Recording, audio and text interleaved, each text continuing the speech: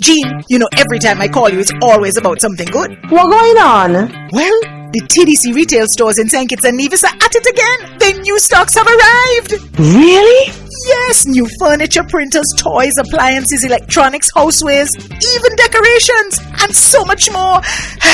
New is in. So, girl Betty, when we going? You know me, I don't miss a beat when it comes to TVC. I'm getting ready to go to TVC Automotive and the Home and Building Depot now. And next week, we're definitely going over to CDS Nevis to see what they have over there too. Betty, me I'm here. Betty, you gone?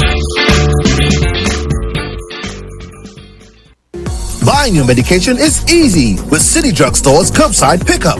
WhatsApp our certified pharmacist at 662-8769 with your requests. For prescriptions, take a clear photograph and send for review. We will engage you in dialogue and then provide a quotation and link for payment. You can then pay via TDC's online payment portal. And once the transaction is complete, you'll be notified that your pickup is ready. Yes, it's that easy. Send your WhatsApp message to 662-8769 to order your medications today with City Drugstore's curbside pickup service.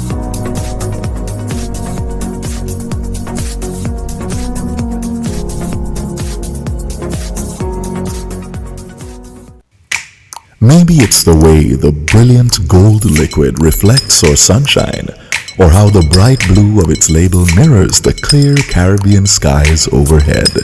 Maybe it's the fresh, crisp taste of this beastly cold beer on a scorching hot day. Maybe it's even the way it brings us all together. But one thing is for sure, Carib is very much a part of who we are wherever we're from in the Caribbean. Carib, it's the way we play. Drink responsibly. People make the world go.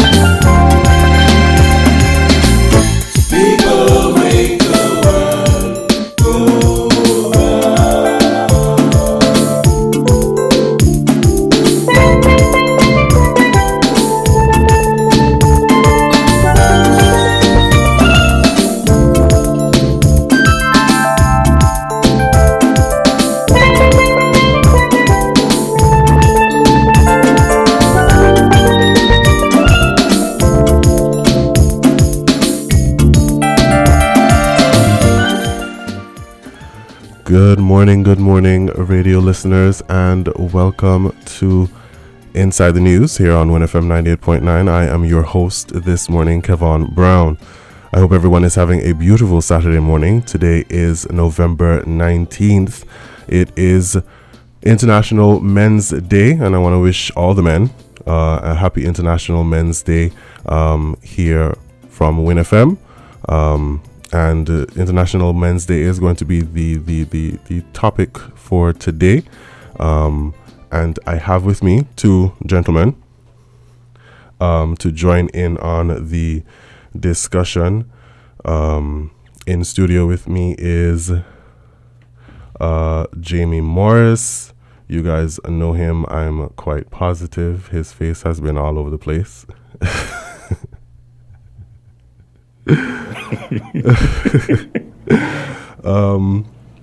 But for those who don't know who Jamie is, let me see if I could give a quick synopsis of who the man is.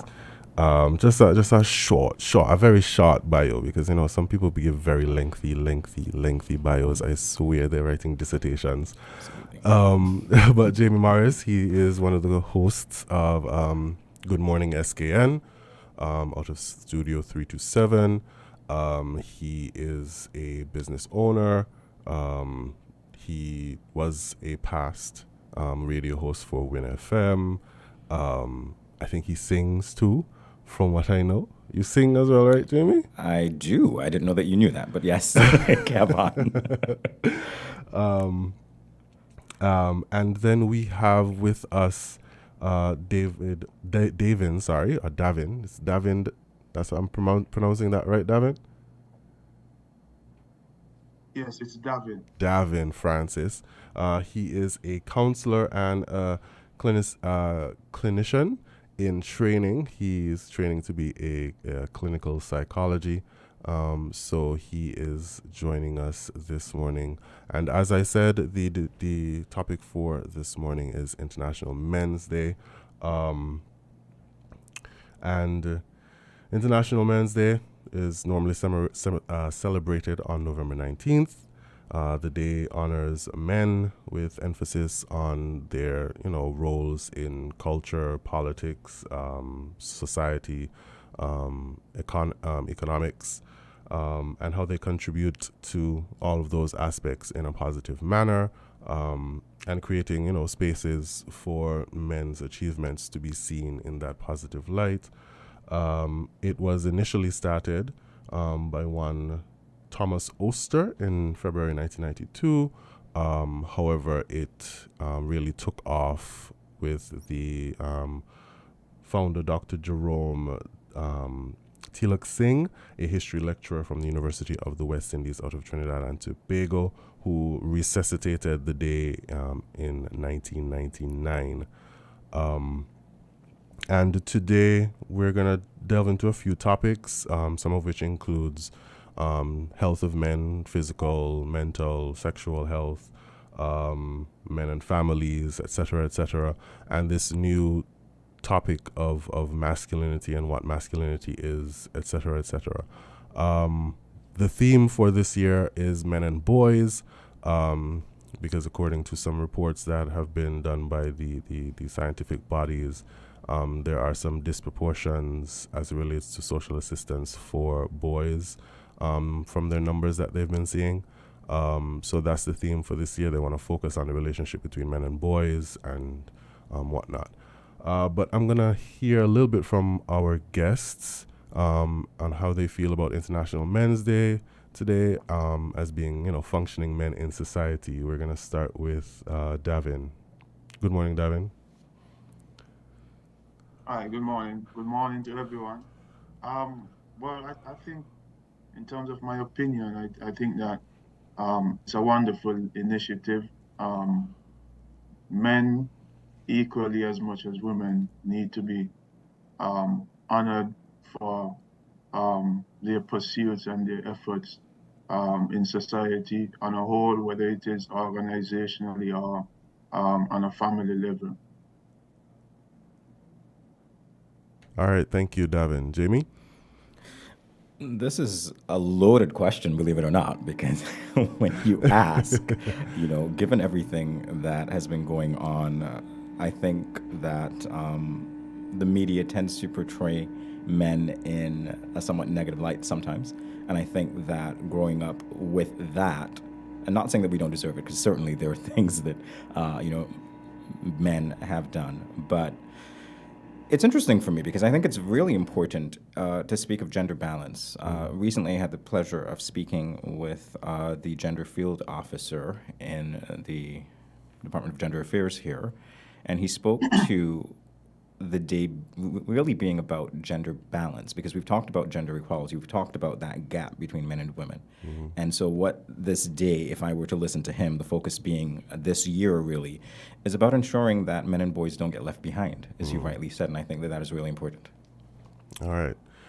Cool. So let's just jump right into like one of the main issues that I think has been one of the biggest topics for every International Men's Day that I think I've observed, or just a general complaint that has been made previously on several occasions. That seems to be the general consensus. I've heard many women speak about it. I've heard it being an issue in several speeches concerning men for International Men's Day, or whether it has to do with reaching out to men in society and trying to get them to, take care of themselves. There seems to be this struggle with not just physical health, but mental health as well. And in each of your capacities, where do you think that comes from, or that stems from? We'll start with Jamie this time. All right, in the hot seat, always. All right, Kevon. When I think about that, I think that it might be the way that we're wired to not address things that are, in our minds, trivial, that we can handle. And so I wouldn't go to the doctor necessarily because I don't want a bad diagnosis.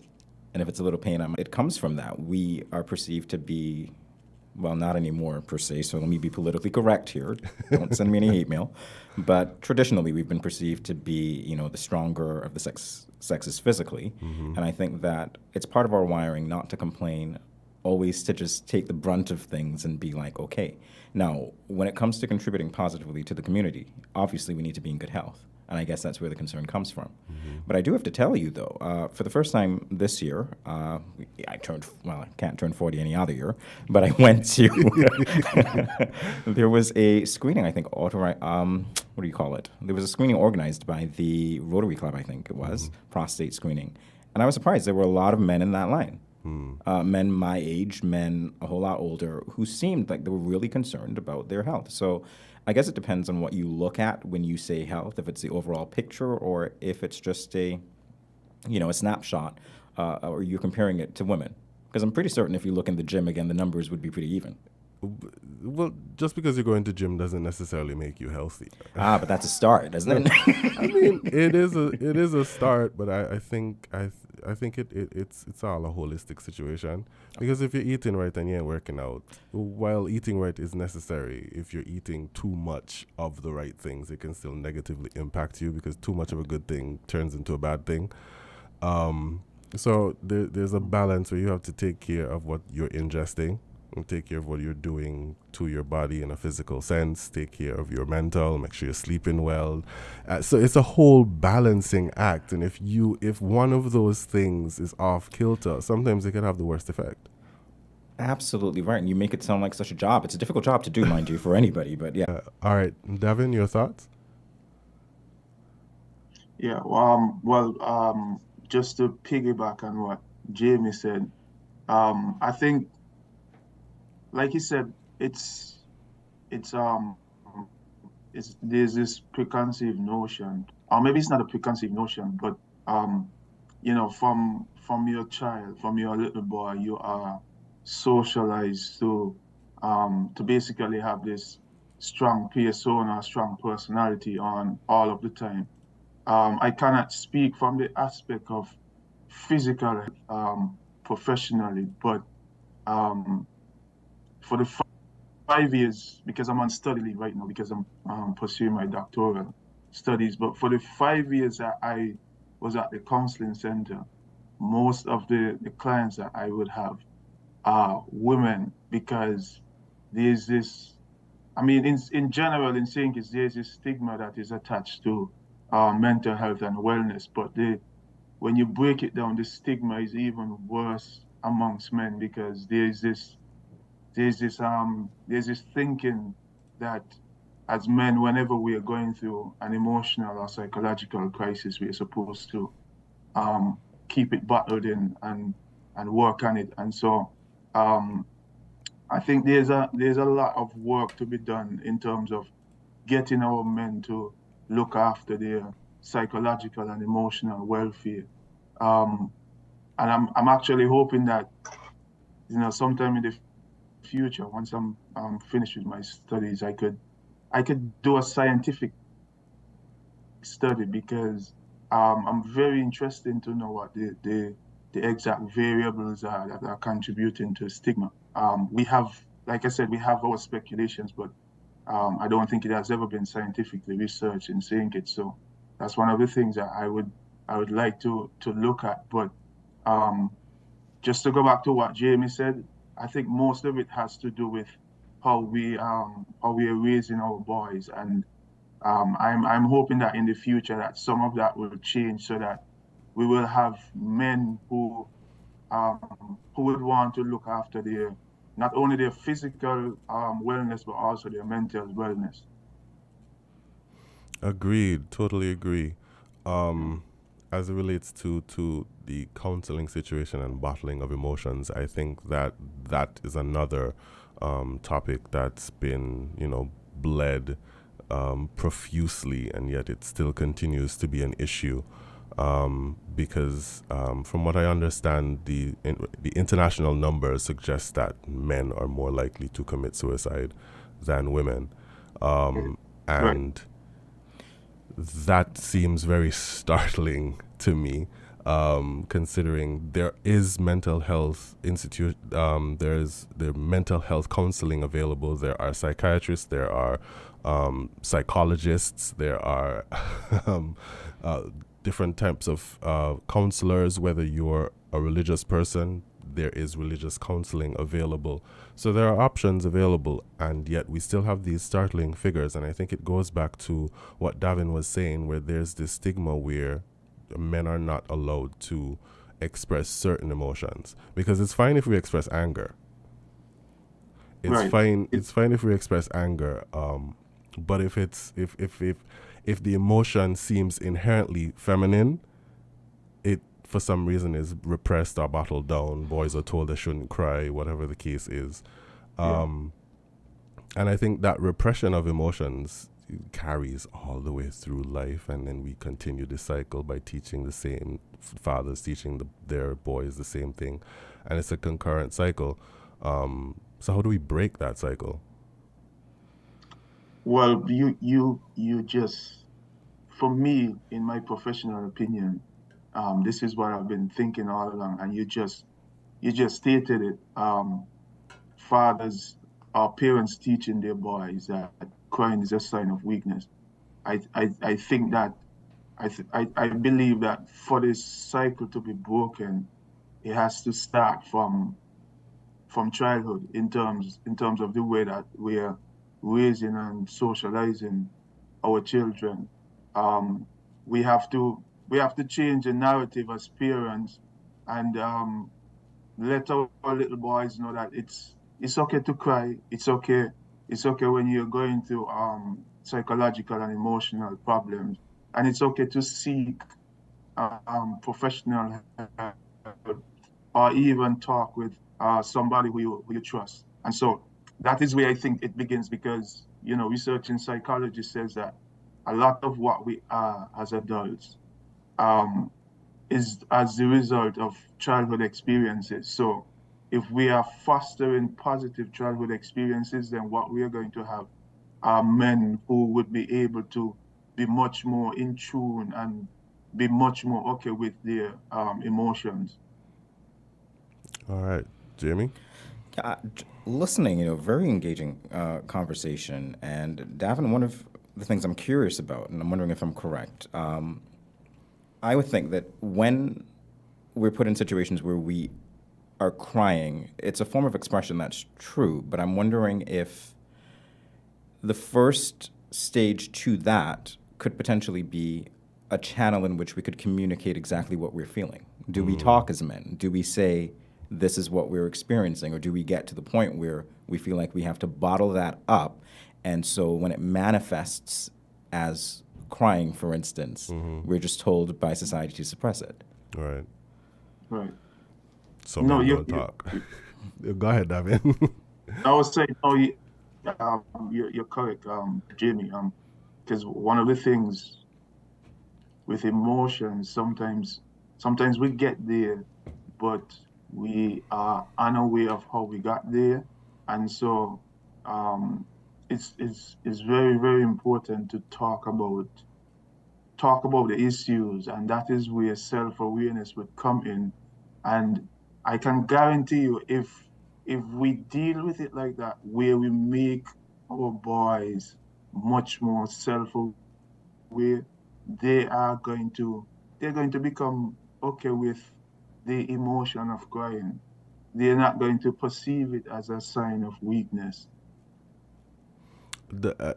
See, self-awareness, I think, is a very tricky thing for some people to grasp, because we all know that we are constantly changing as individuals, as human beings, whether men or women, based on nature, nurture, our environment, our economic standing, our social standing, that kind of thing. We're constantly changing, and so to me, to be self-aware is to realize all of those changes and accept or understand how these changes in our environment might change who we are as people, or as individuals. Not many people necessarily go on the journey of understanding that or realizing that, because being self-aware is such a vague topic to hone in on. Yeah. No, it's actually a fact, because a lot of the things that we experience are like the thought processes that come to our mind. They're called automatic thoughts. So they come out of nowhere, automatically to our mind. And so many of us would have never engaged in the process of thinking about our thought processes. So like you said, it's a sometimes difficult one, and I think that is what is contributing to some of the issues that we face as men today. And I think that is where therapy comes in. When you go to therapy and you work with a professional, they assist you in going on a journey in learning how to engage in metacognition, which is thinking about your thought processes. And again, I think that is also one of the solutions that we can have in terms of addressing some of the issues that we have with some of our boys who have already grown into men today. All right, Jamie, any thoughts? I know we said a mouthful, but definitely so. No, the whole concept of being self-aware, to me, I couldn't help but think there might be something that happens as an isolated incident, and then I say, you know what, boy, I need to check myself, or I might just think it's automatic, as Davin was saying, I don't even think about it. And I'm wondering if that could be contrasted with those instances when, for instance, I realize, well, you know what, this is a pattern of behavior, and maybe I am more inclined to be aware of what I'm doing in the situation, so that if it pops back up again, it's happened 2-3 times, whatever it is, and it's bad behavior, or it could even be borderline, or it could be indicative of something that is more harmful to come if I continue to think like that or act like that. And I'm just listening to you speak, and I'm thinking, it could possibly be that it's easier to be self-aware in situations where there is a pattern of bad behavior. Where it's bad necessarily. Not necessarily if it's positive, because if it's positive, it's fine. We don't think about it. Right. But as soon as the bad behavior comes out, maybe sometimes we catch ourselves by surprise and like, wow, did I really just say that, or did I really just do this? Like, this seems so uncharacteristic. And then it happens again. And then it happens again. Yeah. For some people, they become aware that it's happening, that it's out of character for them. But for others, it just slips. And then what if there are people around us who are trying to, raise that flag? It's like a warning flag. Hey, that's not good. That's not good. And I don't know what it is. Sometimes I feel like as men, in terms of, being headstrong, we just can turn a blind eye to something, operate like we're deaf sometimes. And do you think it's because we're not as susceptible to accepting change as our feminine counterparts? I don't know if it's as much about change as it is maybe we don't like people telling us what to do. It's just... I think it's a mixture of both. How so? Davin? I was saying. Mm-hmm. No, I was saying I think it's the two of you are right. It's a mixture of both.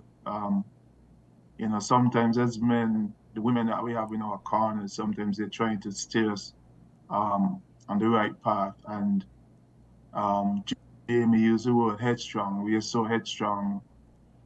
We are so stuck in our ways. We are so afraid of change that we don't listen, and we continue engaging in a pattern of behavior because we don't want to engage in the change process that is necessary to fix this behavior. Because it's work.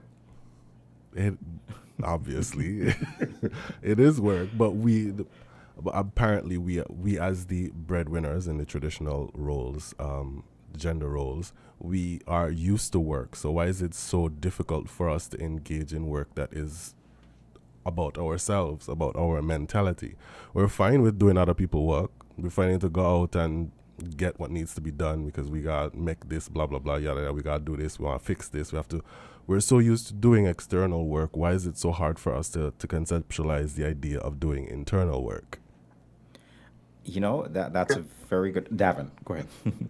Oh, sorry. Yeah, you can go on. No, I was actually going to steer it in a slightly different direction, so that's why I said that you can go ahead, because what you said, Kevon, we're in the traditional sense of...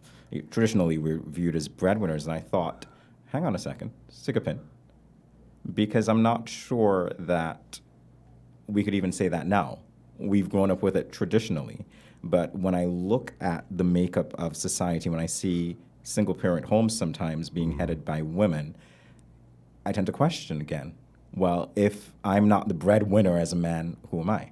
And that, too, might breed a little bit of conflict. I could see where the conflict is coming from, but before I get to that, Davin, you wanted to share anything? I think I lost my train of thought. That's why I wanted you to go, Davin. My apologies. If you get back your train of thought, let me know, and we'll turn right back to you. But as Jamie brought up, as it relates to the shifting of gender roles and, the idea of men being breadwinners, and a lot of single-parent households are being run by women who are not just the caretakers, but also the breadwinners. But I'm going to play a little bit of devil's advocate here, just a touch of devil's advocate, and I'm going to bring somebody in who I think is still considered the breadwinner, even though most of his children are probably in a single-parent household type situation. Nick Cannon is having his 12th child. He's having his 12th child. 12th. You lost me after 7 because I was up to 7. A lot of people got lost because I think 10, 11, and 12 happened in the last year and a half or so. But Nick Cannon arguably is in a different tax bracket to a lot of other men. And so his monetary income, his income is different. But in that situation, he kind of is the breadwinner. And I don't want to speak ill of the women who decided to have children with him. But in some circles, possibly on social media and probably Twitter, when Twitter was good, that is what the young people would coin securing the bag. Because they won't have to worry about funding for their children, because Nick Cannon is arguably a very wealthy individual and could take care financially of his children. So in some instances, there are men who are still breadwinners, while they might not be family men and in one household with all of their children together, they are still working to take care of their children. So there is a bit of an argument to be made where some are still playing breadwinners, some are not. But I think both are arguable statements. Okay, so I'm not going to be stumped at all. I appreciate what you did, Kevon. I think it's interesting because to go back to something you said previously concerning, the totality or holistic development, what we need to consider, I can't help but wonder if in situations like that, not only is Nick Cannon possibly an anomaly in being able to take care of those children well, but when you think of Davin, I hope you're not rubbing off. I hope I'm not losing my train of thought here. Let's see if I can find it. All right. When I think that Nick Cannon is an anomaly, I'm wondering how many men in these parts could actually do that same thing effectively in terms of having that family balance. How much time is being spent with each child? Where's that guidance? You know, And I that, mean, go ahead, Davin. no, I mean that is what I was thinking. Yes, Nick Cannon, he probably can take care of those children financially. He probably can transfer money via the equivalent of more banking or whatever. But is he able to be present in all 12 of those children's life on a constant basis? Is he able to provide the emotional support that we are saying, the emotional and psychological support that we are saying that our children need? Is he able to do that? And I think that is Because a no. Go ahead, because I Davin. think I think that's the most important thing that children need. I mean, not to insult myself, but being here 4 months at a time, when I speak to my son every day, these are the things that he speaks about. Our times going to watch our favorite football team, St. Paul's, play. Me taking him to football, me doing this with him. It's not about the shoes or the clothes that I buy for him. And so can Nick Cannon, can he adequately provide that emotional and psychological support for those 12 children? Thank you so much, Davin. That's a brilliant segue to the next point that I wanted us to discuss: men and family, and how the idea of the family has changed over the years. Especially in Caribbean settings. But before we get to that, I'm going to let you guys collect your thoughts before we get into that topic, and we're going to take a break to pay some bills. Stick and stay. We're talking about International Men's Day here on WinFM 98.9 on this edition of Inside the News.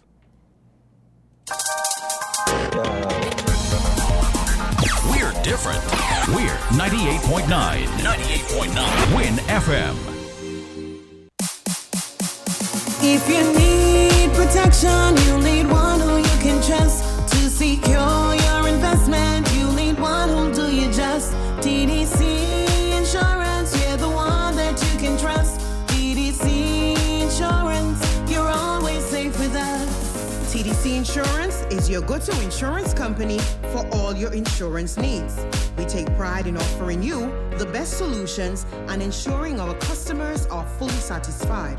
TDC Insurance, we take good care of you, guaranteeing you peace of mind. You're always safe with us. Maybe it's the way the brilliant gold liquid reflects our sunshine, or how the bright blue of its label mirrors the clear Caribbean skies overhead. Maybe it's the fresh, crisp taste of this beastly cold beer on a scorching hot day. Maybe it's even the way it brings us all together. But one thing is for sure, Carib is very much a part of who we are wherever we're from in the Caribbean. Carib, it's the way we play. Drink responsibly.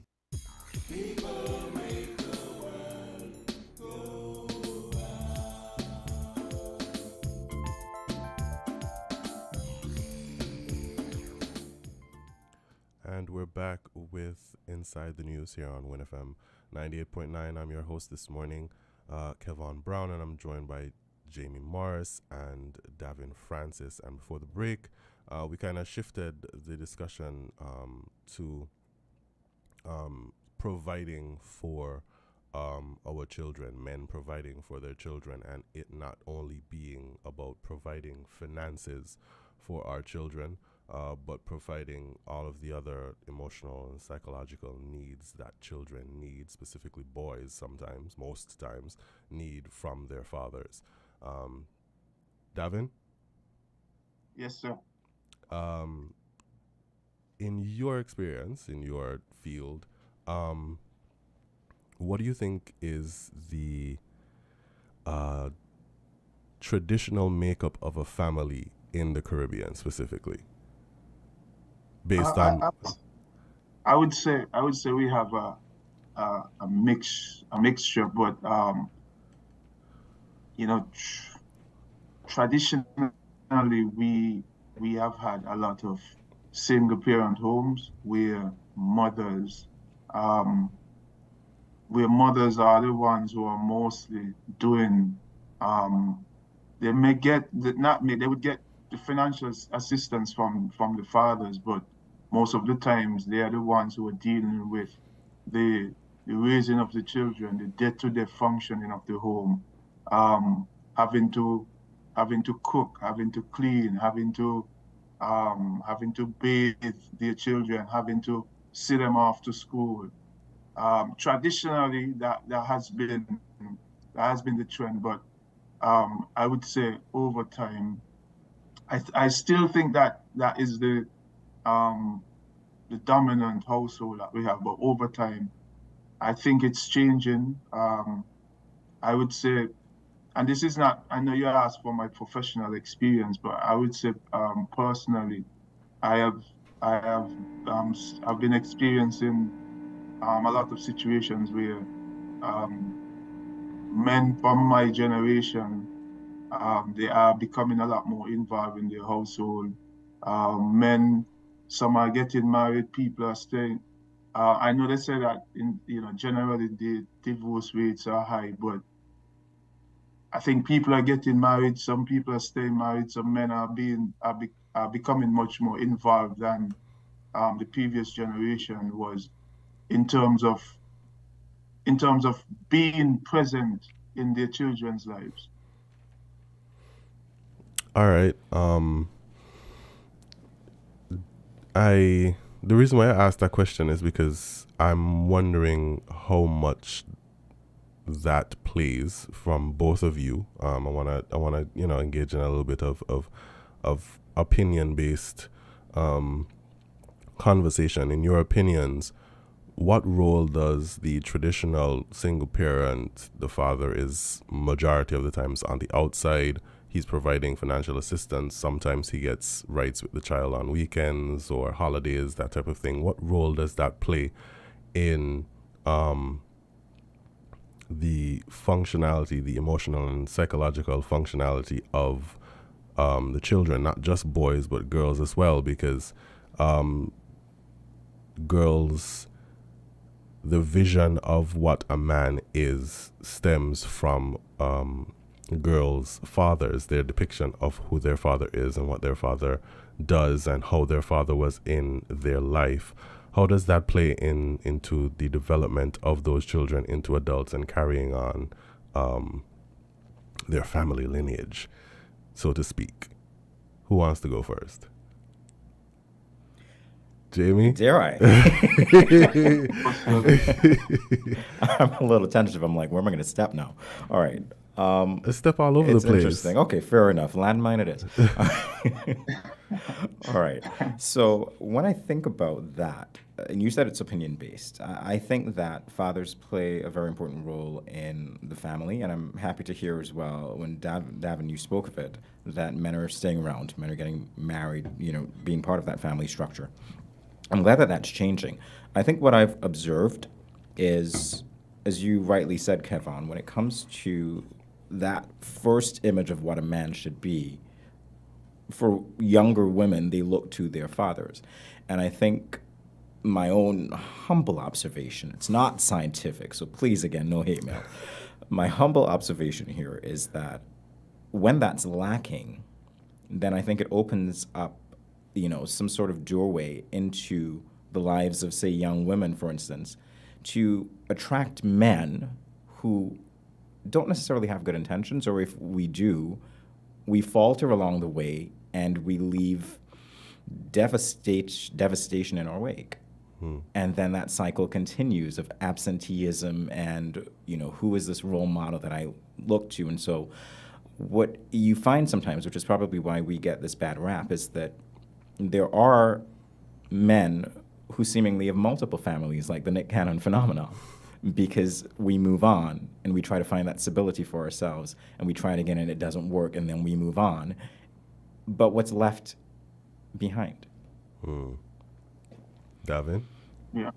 No, to piggyback on that, I think sometimes there's a notion amongst men, and I'm not saying that it's a general notion, but I've had experiences where men actually think it's a passage of right to have 6 children by 5 different women, 8 children by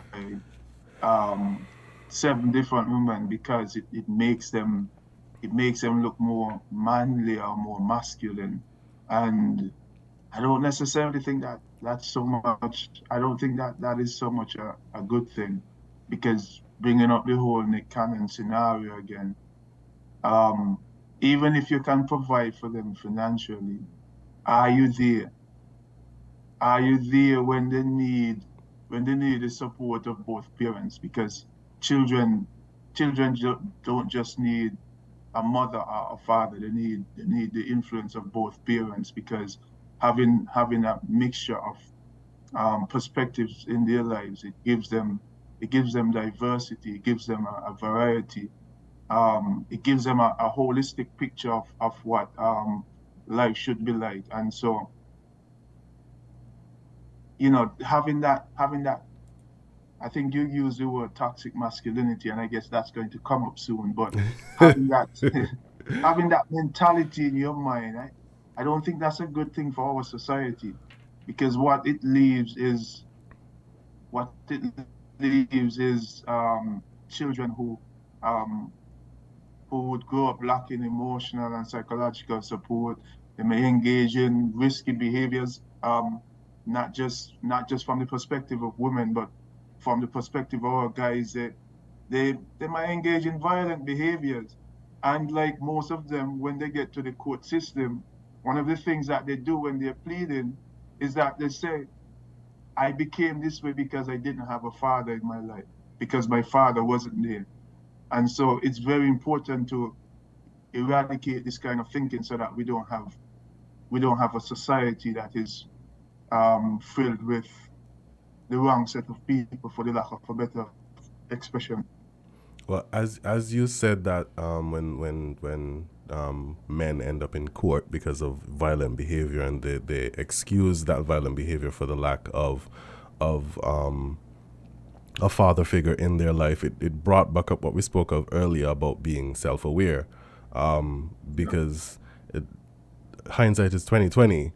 Mm-hmm. So in retrospect, they're like, oh my gosh, I'm like this way because me ain't gonna father in my life. But if in the moment when you realize that, like, because as Jamie brought up, sometimes these behaviors become patterns, and if you are self-aware enough to realize that, hey, I'm starting to behave in this way that is generally seen as negative.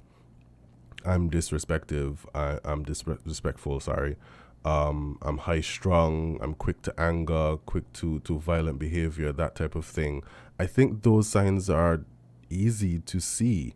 Well, that's just my idea of how it works. I think those quick to anger. It's Go ahead, Davin. No, sorry, I was sorry to interject, but it's quick to see from your perspective. The mind and the human brain is a very intriguing and beautiful thing sometimes, because you can have two boys who grew up in a single parent home, no father, and they would grow up with unique perspectives from that situation. So you would have one boy who would say, because I didn't have a father in my life, I have to ensure that if I become a father, I am there for my child, because these are the things that happened to me because I didn't have a father in my life. And then you would have one who wouldn't have that self-awareness or those resiliency skills, who would grow up and end up engaging in a pattern of risky or violent behavior because of that. And standing up in court and saying it is not so much a matter of it being an excuse, but it actually is what happened, because he wasn't able to develop those resiliency skills that his brother was able to develop. And that's the beautiful and intriguing thing about the human mind. JB? You know, and as I listen to you, Davin, absolutely correct. And I'm thinking, take the former boy, for instance, because I'm that way. So I'm the former boy. My father, you know, had another family, etc. So wasn't active in my life at all.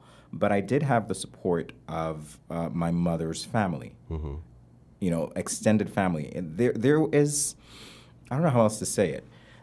Because of that support, I became the former child. So I have no children of my own. I said, you know what, if that's going to happen, I need to be more responsible. But I do appreciate the fact as well that that doesn't make me any different from the person who does the other thing, because it's all a matter of circumstance, really. And so there is no judgment there at all. I appreciate everything you say. That's my way of saying it. All right.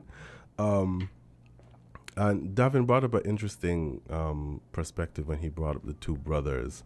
And it brought to mind this idea of course correcting as it relates to how we grew up.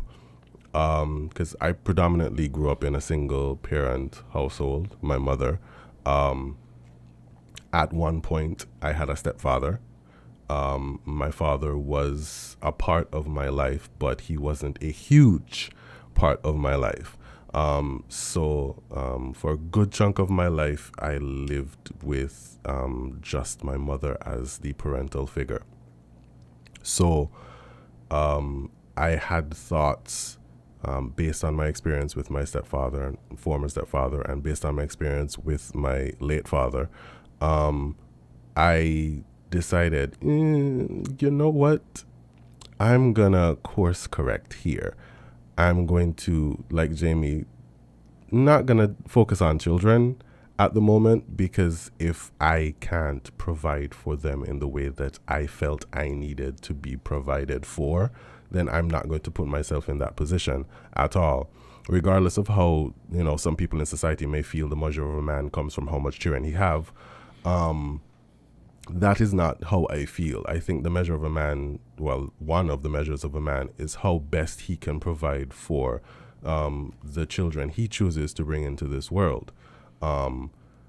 So we have this thing where we course correct, but some people overcorrect, and the overcorrection can sometimes have the opposite impact that you're hoping to have on said children. As well, Davin. Yeah, no, that's very, very correct. And again, that comes from, I guess, trying to engage in too much self-awareness, because it has to be, you know, too much of a good thing is a bad thing. But they are parents who,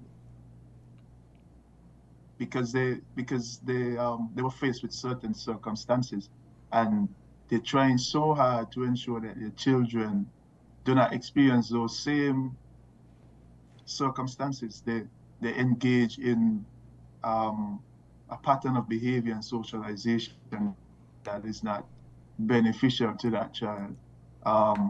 Maybe it's overprotecting, over discipline, engaging in those now. It affects the child in a different way. So it's very important for us to be self-aware, but not try to overcompensate and to address the issues that we're trying to address. All right, Jamie? I'm trying to picture what that overcorrection looks like. You know, it's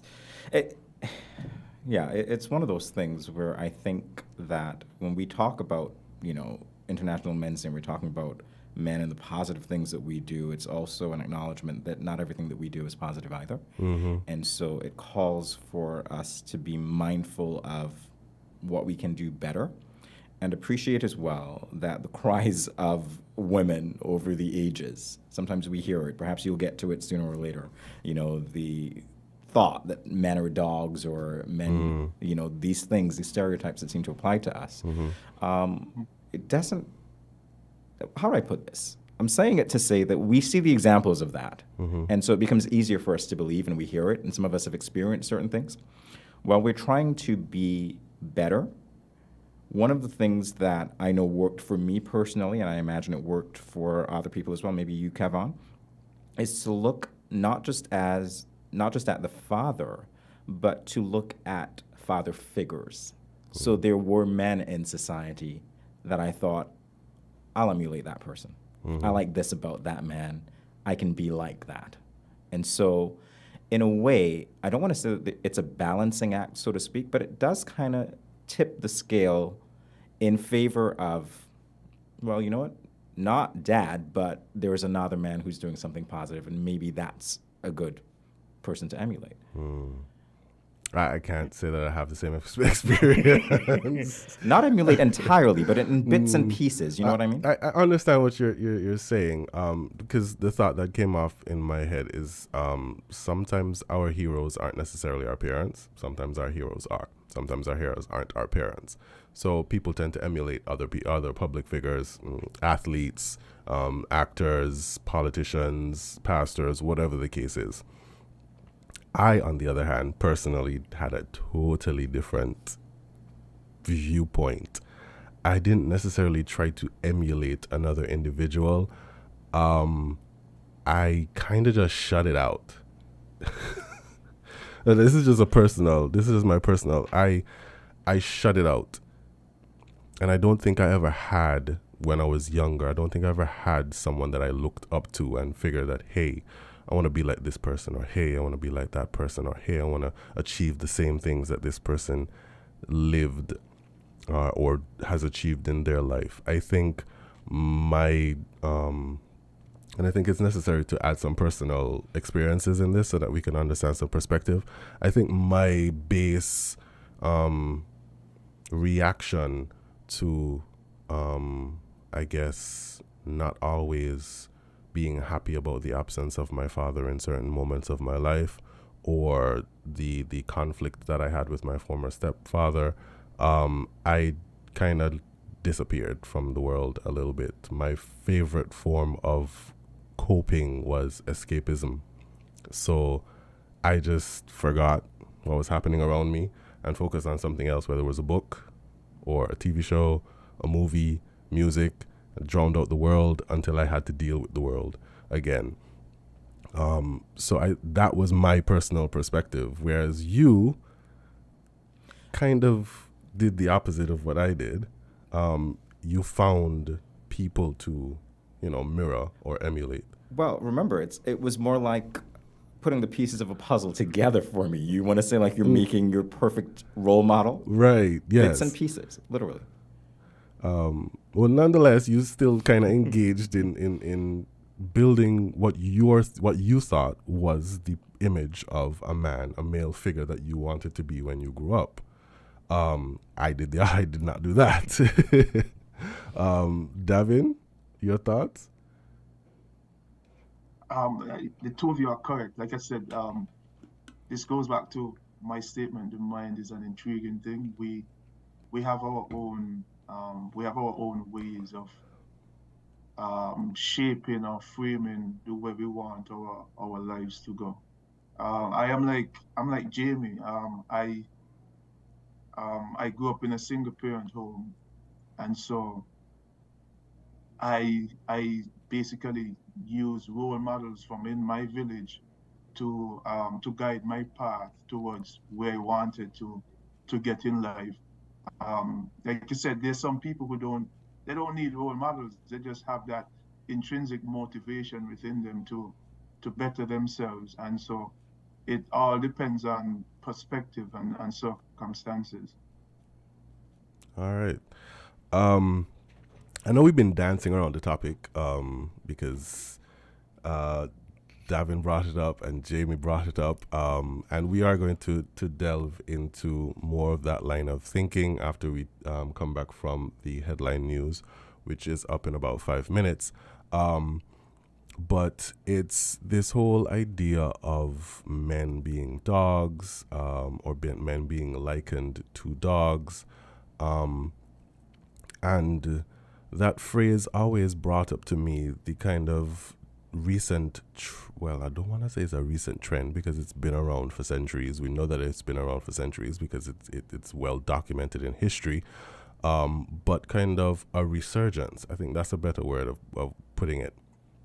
A resurgence of people who believe in polygamy or polyamory, and that being a way in which people view the family. So instead of it just being the regular mom, dad, and kids, there's dad, multiple moms, multiple kids, or the inverse. I think I've seen reference to the inverse where there is one mom and multiple fathers. I think that is new. Well, new-ish. But how do we feel about that situation? Because I know I've spoken to some people locally who actually do believe in polyamory, and are interested in polyamorous relationships where they're not just tied to one partner. How do you think that, if that catches on, how do you think that would change the dynamic of what it means to be a family or what it means to be a father of multiple children? Because you could be a father of multiple children, but you're still married to their mothers. You're practicing family dynamics and that sort of thing. Do we still run into the same problems as with the Nick Cannon situation? How much time are you spending with each child? How much are you actually involved in their lives? That kind of situation. Does it still pose the same challenges? Davin? Thank you, Davin. Go ahead. No, but I was just thinking, would that even catch on in St. Kitts and Nevis? Who knows? We don't know. No, because I'm thinking, because as much as we like to think that we are a society that is a society of democracy and free speech and free will, I still think we're very conservative, for the lack of a better word. True. In certain aspects. So I am just thinking about the hell that will be raised if a trend like that is to be legally introduced in St. Kitts and Nevis. But I digress. What I would say, in my opinion, it would still create the whole scenario that we were speaking about with Nick Cannon, because there's no way if you have children scattered about the island or between the two islands, there's no way you're going to be able to be there for these children. But I have one child, and I am married, and even being married, sometimes it's difficult being there as much as I want to, because of certain commitments and so it's just the imagination of having multiple children scattered all about the island. Well, what if they're not scattered? What if they're like in a small little cute little community where there's a main house and there's a couple and there's houses surrounding that each house has one wife and I think all of this is hypothetical. Wholly hypothetical. A situation that probably wouldn't even. I'm just thinking about how our society is, and I don't even see that happening. I mean, I could be wrong. There are things that people would have never imagined to have been happening in this day and age, and they're happening. But for me personally, I don't think it's something that I would want to engage in. But no judgment. If that is what people believe in, then more power to them. All right, Jamie. Wow, Davin, I thought you were going to save me. You stopped talking way too soon. All right. When it comes to that, my initial thought on hearing, the hypothetical situation, was that the family is under threat. The family, as we know it, is under threat. And if you think about the traditional makeup of it, we'd say, or I would say, that was for a reason. There was a part or there was a role for everyone to play. When we're talking about it now, in terms of single-parent families and so on, I'm not an idealist, let me put it that way. I don't want to say that there is an ideal family because it's not the narrative at all that I want to propel. But I think there is a role for everyone to play, and the further away we get from what that tradition looks like, it just seems to create more problems. So to answer your question, more problems. More problems. All right. Well, we're at the 12 o'clock hour. Jamie articulated it way better than I I can see that. I can understand it. There are more problems indeed. Because imagine having to juggle the emotional, psychological, and physical care needed for any extra amount of children. I can imagine one child taking you to task. Just one child taking you to task, completely draining you. And yet, you get up every morning and continue doing it because, you're the parent. You made the decision to bring this child into the world. The child didn't ask to be here. Imagine multiple. Imagine having to give of yourself, all of you, to multiple. I think that's impossible. And yet, some people manage to do it and raise fantastic children. But there are still challenges. There's still mistakes. There's still going to be gaps left in the situation. And with that, because I think we're a bit late, we're going to break for the headline news, and then we're going to be back with more discussion. We're going to be talking about this idea of men being dogs, men being trash, and this whole attack on what masculinity is that I've read a lot in the media recently. And we're going to come back with Jamie and Davin here on WinFM 98.9. Thank you for tuning in. You're going to be listening to the headline news, and then we'll be back.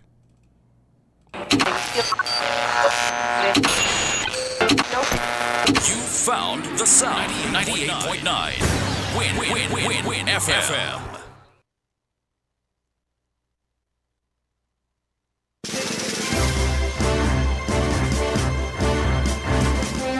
We now bring you the headline news. The headline news is brought to you by Caribbean Alliance, The Grange, KDP Enterprises, Carib Brewery, and the ICDF Taiwan Technical Mission.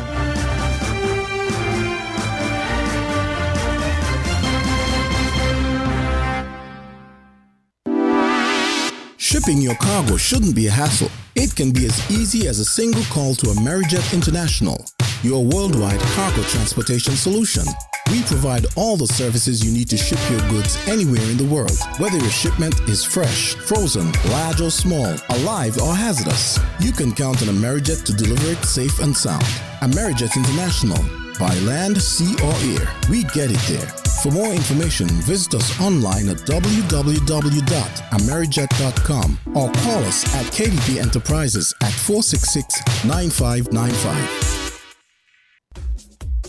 Think before you bin it. There can be some use in it. The Nevis Solid Waste Management Authority, in collaboration with Taiwan ICDF Technical Mission and the Department of Environment, presents Let's Recycle. We're encouraging all residential homes, commercial businesses, and schools to bring along your plastic bottles, metal cans, and aluminum cans, ready for an opportunity to win big.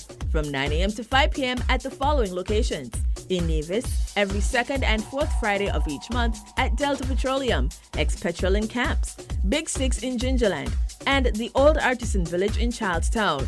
In St. Kitts, every second and fourth Tuesday at the Connery Roundabout, every first and third Tuesday at Buckley's parking lot in front of Best Buy, and the last Saturday of each month in Deep Bay. But wait, that's not all. 1 pound equals 1 point. So bring your recyclables and build up your points for a chance to win stainless steel thermal bottles, flatware, and much more. To learn more about the recycling project, do visit our Facebook page at Let's Recycle in St. Kitts and Nevis, or contact us at 465-2372. The choice is yours. Save it or waste it. You are the difference. So think smart. Take PAT, reduce, reuse, recycle. Protect your lifestyle with Caribbean Alliance Insurance. Dealing well with a local reputation and service for second to none. Securing you is our mission. People that you can trust, your business, property, we got you covered. Motor or personal, whatever it is, we got you covered. 130 years in this business, we've got you covered. For all your insurance needs, visit or call us at 465-2631 or 469-5303. Dealey Walwyn, people you can trust. With over a century of perfection behind the Mackeson name, a smooth blend with perfect balance and richness, it's no wonder Mackeson Triple Stout has a legacy of perfection. Enjoy the world over. Introducing our new look with the same great taste. Mackeson. All hail the king. Please drink responsibly. Did you know that the Grange Healthcare Facility is the first purpose-built, non-governmental healthcare organization on St. Kitts? It's situated at Otley's, 7 miles east of Basseterre in beautifully landscaped surroundings. The Grange has a team of highly trained professionals and provides care that's rated as being comparable with UK and North American standards. The Grange offers varied accommodations to suit your individual needs, and our all-inclusive packages make the cost of care per hour the most competitive on the island. Services include convalescent care for all ages, daycare facilities for older adults, rehabilitation services, and training and continuing education for healthcare providers. For more information, call 466-5525 or 465-8020. Fax 466-8221 or email thegrangehealth@gmail.com or visit our website at www.grangehealthcarefacility.com.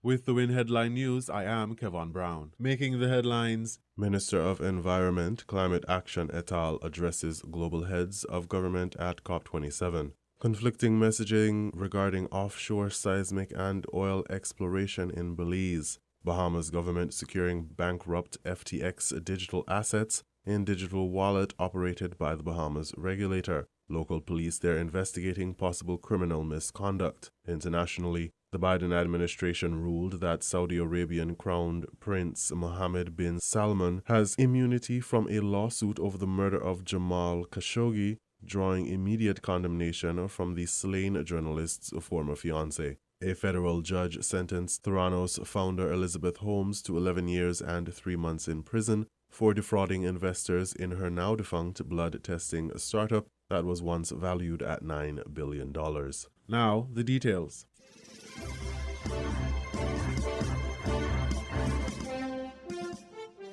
At the end of COP27, countries still struggle to reach an agreement as of November 19th relating to the climate crisis. According to international reports, the conference meant to end on November 18th saw countries still making last-ditch efforts to come to some actionable agreements on November 19th. The conference aims to strengthen the global resolve to fight climate change, even as a war in Europe and rampant consumer inflation distract international attention. After 2 weeks of talks in Egypt, all of the critical issues in discussion this year had yet to be resolved, according to a report on Reuters, with some countries threatening to walk away if negotiations failed to make progress on fighting climate change. The Honorable Dr. Joel Clark, Minister of Sustainable Development, Environment, Climate Action, and Constituency Empowerment, during the COP27 high-level segment, delivered a national statement on behalf of the Federation on November 15th. The key topics from Dr. Clark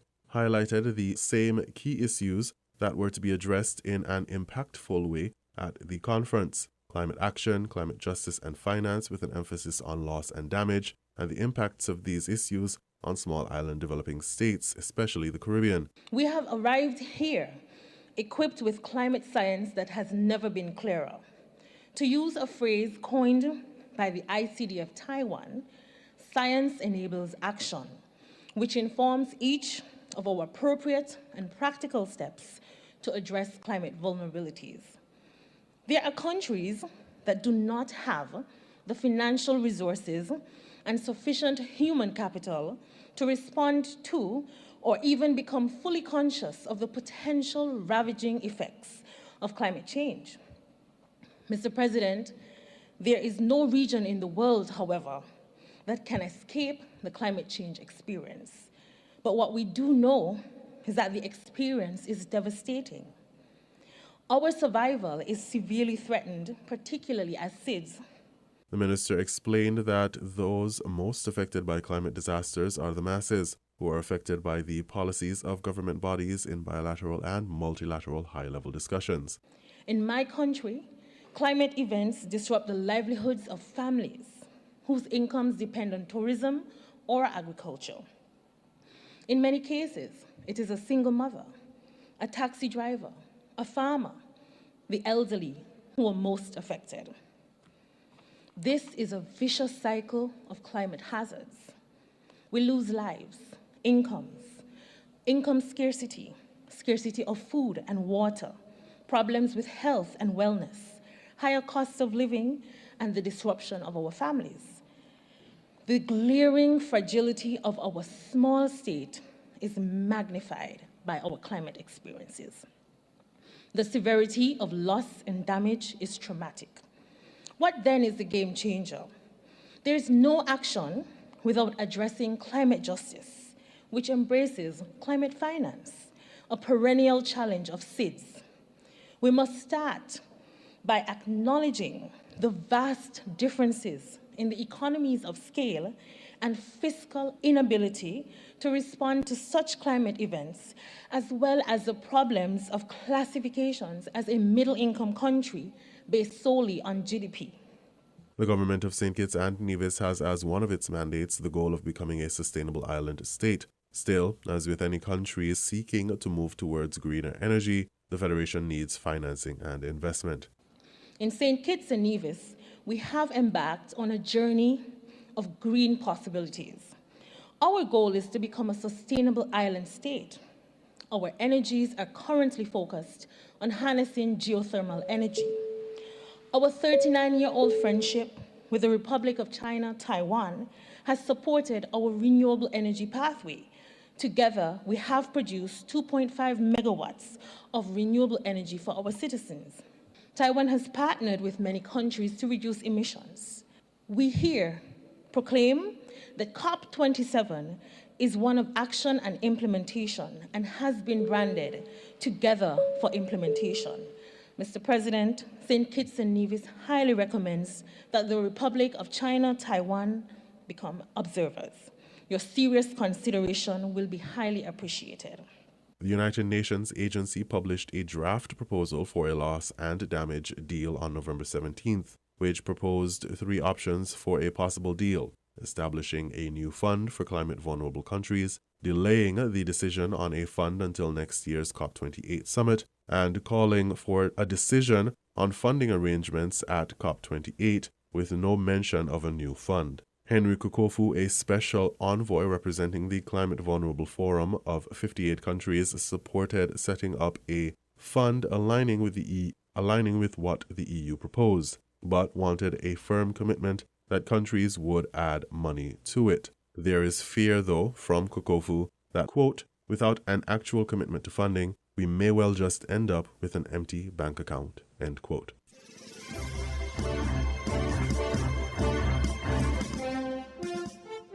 In regional news, conflicting messaging regarding offshore seismic and oil exploration in Belize. Bahamas government securing bankrupt FTX digital assets in digital wallet operated by the Bahamas regulator. Local police there investigating possible criminal misconduct. Those reports and more from Carib Update. The Belize government says it has not entered into any agreements for seismic studies or oil exploration in offshore areas. It was responding to an announcement by international company Oceana that it would begin collecting the necessary signatures to trigger a national referendum. In a statement, the Belize government said that consistent with Plan Belize and its mandate to ensure the responsible use of its natural capital to realize its economic, social, and environmental goals, the government will continue to approach its natural capital resources in a responsible and wise manner. Oceania Vice President Janelle Chanona said the company took the decision following a conversation with Prime Minister John Briceño, during which he confirmed his administration's intention to proceed with seismic testing in Belizean waters without prior approval of the public and to lift the moratorium against the exploration and exploitation of offshore oil. Authorities in the Bahamas have taken control of cryptocurrency assets held by a unit of bankrupt exchange FTX. The Securities Commission of the Bahamas announced Thursday night it has directed the transfer of all digital assets of FTX Digital Markets, the Bahamas-based FTX unit that filed for Chapter 15 bankruptcy protection on Tuesday. The regulator said those assets are being transferred to a digital wallet controlled by the Bahamas regulator for safekeeping. The move comes hours after the former Enron lawyer overseeing FTX's bankruptcy made a series of alarming revelations in court filing about the chaos at the crypto exchange. The filing painted a picture of a crypto empire that was massively mismanaged and potentially fraudulent, including unreliable financial statements, the mishandling of confidential data, and the use of corporate funds to buy homes for employees in the Bahamas. Last weekend, the Royal Bahamas Police Force announced it is investigating potential criminal misconduct surrounding the implosion of FTX, which moved its headquarters to the Bahamas last year. The Securities Commission of the Bahamas said it will consult with other regulators and authorities around the world to get the best possible outcome for the creditors, clients, and stakeholders of FTX. On Thursday, opposition leader Michael Pintard stood outside of the Prime Minister's office, slamming his silence on the matter. It's important that the Prime Minister speak to these issues candidly. This is not the time for deflection. This is not the time for suggesting that there were some gaps in the regulation. Well, you are in the government. Fix it.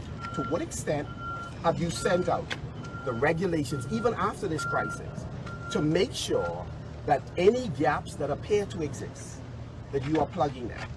Freedom of information is something you can now bring into force. Antitrust laws, if you perceive needs to be strengthened or put in place, to do so. Have you sent out regulations, draft of the DARE Act, which we still stand by? Have you sent that out for peer review, locally and internationally, to make sure that we are leaders in the financial services sector as well as in the digital asset space? Because we should not run as a country and retreat. What we are concerned about is the Prime Minister's silence, his refusal to address these issues candidly. It allows enemies of the Bahamas, those competitors of the Bahamas as well, to be placed in a position that they could create a narrative around our regulatory environment. Pintard said there is a concern about possible conflict of interest involving some government officials. Questions relative to taxation. Is the government satisfied that all taxes that were due to the people of the Bahamas have been collected? Has NID been paid? Has the Minister of Labor interacted with the company with respect to all the emoluments, all of the benefits, all of those things associated with severance that all employees are entitled to? We'd like to know, all politicians, before the election, after the election, should declare, did they receive any loans from FTX, campaign contributions, or gifts? All members of parliament ought to declare if they have a digital wallet with cryptocurrency, did they purchase it from FTX or was it gifted? There are many questions that we wish to ask. Out of the abundance of caution, at every level in the investigation, we should ensure that there isn't the appearance of conflict at any level. Governmental level, regulatory level, all of it. We should ask the question, because what we wish to do is to protect the integrity and reputation of the Bahamas that is taking a hit in the global community. The government does not have the luxury of being quiet. They love our public relations. They should then on a weekly basis provide briefings to clarify issues that are being raised locally and internationally, to put in context that we are truly functioning as a blue chip jurisdiction in obeying regulatory requirements. A strike action at Grenada's port has crippled businesses for the week, leaving business operators and traders fuming about the negative effect on their imports and exports, especially just before Christmas. The figures are not in yet at what the strike might cost the Grenadian economy, but there is widespread fears in St. George's that it could quickly run into the millions. Labor officials have deemed the strike as illegal, as the Technical and Allied Workers Union pulled off workers after a custom officer was disciplined for what has been described as serious breaches.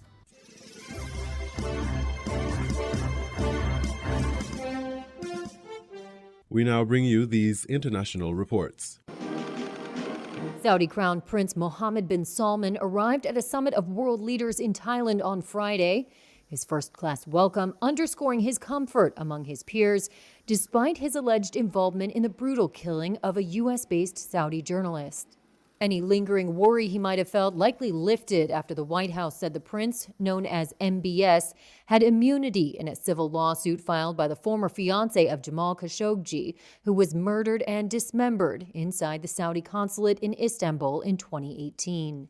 The decision by the Biden administration granting MBS immunity drew immediate condemnation from Khashoggi's former fiancé, Hatice Cengiz, who tweeted, quote, "We thought maybe there would be a light to justice from USA, but again, money came first." The Washington Post journalist had criticized the Crown Prince's policies. He was killed by Saudi government agents, an operation U.S. intelligence believed was ordered by MBS, the de facto ruler of the kingdom. Riyadh said the operation was conducted by rogue elements and that MBS was not involved. A spokesperson for the White House National Security Council said in a written statement the immunity decision was a, quote, legal determination made by the State Department under long-standing and well-established principles of customary international law. Justice Department lawyers said the executive branch of U.S. government, referring to the Biden administration, had determined that as a head of state of a foreign government, bin Salman has immunity from U.S. courts. The Saudi government communications office did not immediately respond to a request for comment.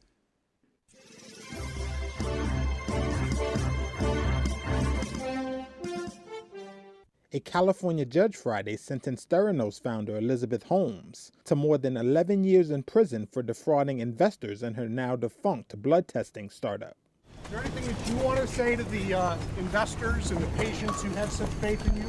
The sentence for 3 counts of investor fraud and 1 count of conspiracy comes after a jury convicted the 38-year-old back in January. Dressed in a dark blouse and black skirt, Holmes hugged her parents and her partner after the sentence was handed down. During the hearing, Holmes cried as she said she was devastated by her failures and would have done many things differently if she had the chance, adding, quote, "I have felt deep shame for what people went through before I failed them." Before handing down the sentence, the judge called the case troubling on so many levels, questioning what motivated Holmes, a brilliant entrepreneur, to misrepresent her company to investors. Once valued at $9 billion, Theranos promised to revolutionize how patients receive diagnoses by replacing traditional labs with small machines envisioned for use in homes, drugstores, and even on the battlefield. But the startup collapsed after a series of articles in the Wall Street Journal in 2015 questioned its technology. When she was 30, Holmes was dubbed the world's youngest female self-made billionaire in 2014 by Forbes. At trial, prosecutors said Holmes engaged in fraud by lying to investors about Theranos' technology and finances, rather than allowing the company to fail. The judge set Holmes' surrender date for April. Her lawyers are expected to ask the judge to allow her to remain free on bail during her appeal.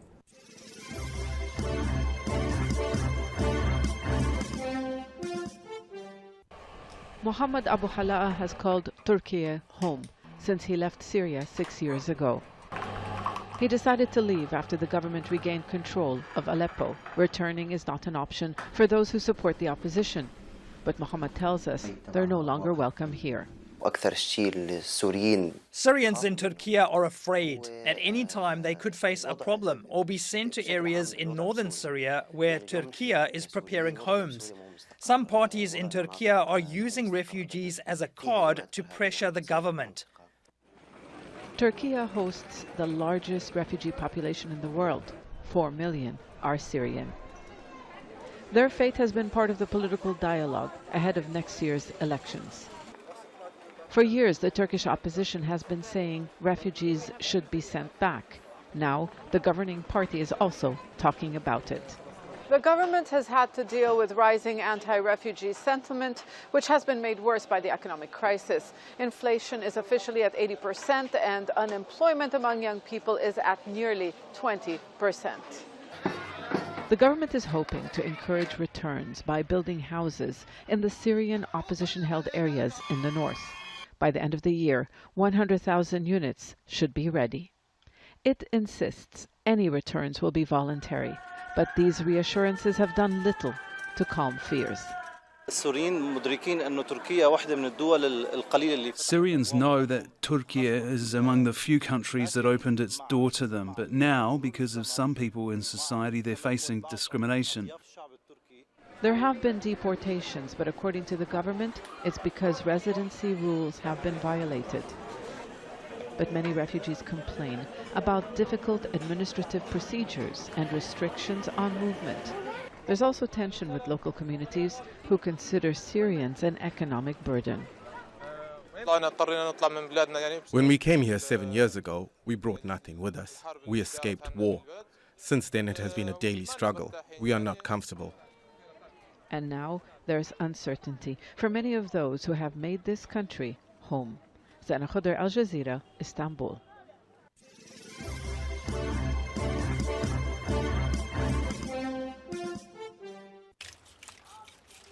When crops consistently fail, you take what you can find. Who cares if normally only cattle eat cactus? And boiled up, it fills a gap for a while. The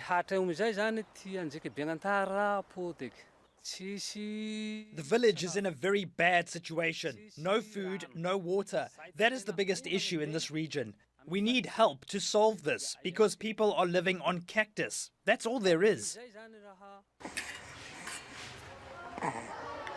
In the regional capital of Ambuvombe, a woman has brought her 7-month-old daughter to hospital after she became seriously ill with diarrhea and vomiting.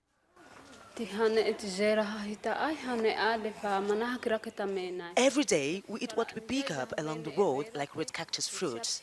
I'm exhausted and I just can't breastfeed my baby because I'm so hungry. I have no milk in my breast. If there is no food, we just drink water and sleep. In the malnutrition unit, they're preparing for a big influx in December and January. We're going into what is called the lean season, so it's a time when it's very difficult for families to grow their own food, harvest their own food. There's a lack of rainfall. We expect cyclones to start appearing sometime in the new year. And so this is the time when families are really forced to forage for food. And so there are estimates that around 480,000 children between now and February, April of next year may need to be treated for acute malnutrition. It's not that the food isn't there. In Ambuvombe's market, you wouldn't think times are hard, but goods are mostly imported into the region, and spiralling prices push them well out of reach of the poor. Hundreds of thousands across Madagascar depend on outside support from the likes of WaterAid and the World Food Programme. But the government is delivering fertiliser and seeds to farmers, and they need all the help they can get. But if there's no rain, no amount of fertiliser will help. Our soil is fertile, but when there's no rain, things like cassava die. I think in the future it will be a desert here. I think the next generation will have nothing. They will die. Now, the UN called the famine here back in 2021 the first famine caused in the world solely by climate change. But a lot of people disagree with that. They say it's down to poor governance and to poverty. The truth, I think, it's a combination of all three. Climate change that's wreaking havoc around the world, causing devastation here in Madagascar. Poverty, 90% of Madagascans live in poverty. And poor governance inside and outside the country. For the people, though, it's all irrelevant. For them, these times are simply known as Kere, the hunger. Nick Clark, Al Jazeera, Irada.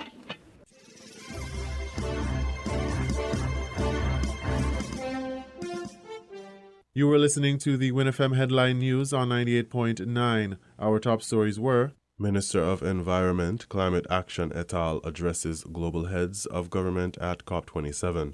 Conflicting messaging regarding offshore seismic and oil exploration in Belize. Bahamas government securing bankrupt FTX digital assets in digital wallet operated by the Bahamas regulator. Local police there investigating possible criminal misconduct. Internationally, the Biden administration ruled that Saudi Arabian Crown Prince Mohammed bin Salman has immunity from a lawsuit over the murder of Jamal Khashoggi, drawing immediate condemnation from the slain journalist's former fiancé. A federal judge sentenced Theranos founder Elizabeth Holmes to 11 years and 3 months in prison for defrauding investors in her now-defunct blood testing startup that was once valued at $9 billion.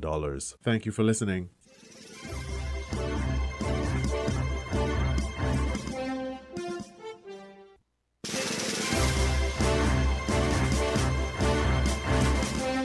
That was the WinFM Headline News. The Headline News is brought to you by Caribbean Alliance, The Grange, KDP Enterprises, Carib Brewery, and the ICDF Taiwan Technical Mission.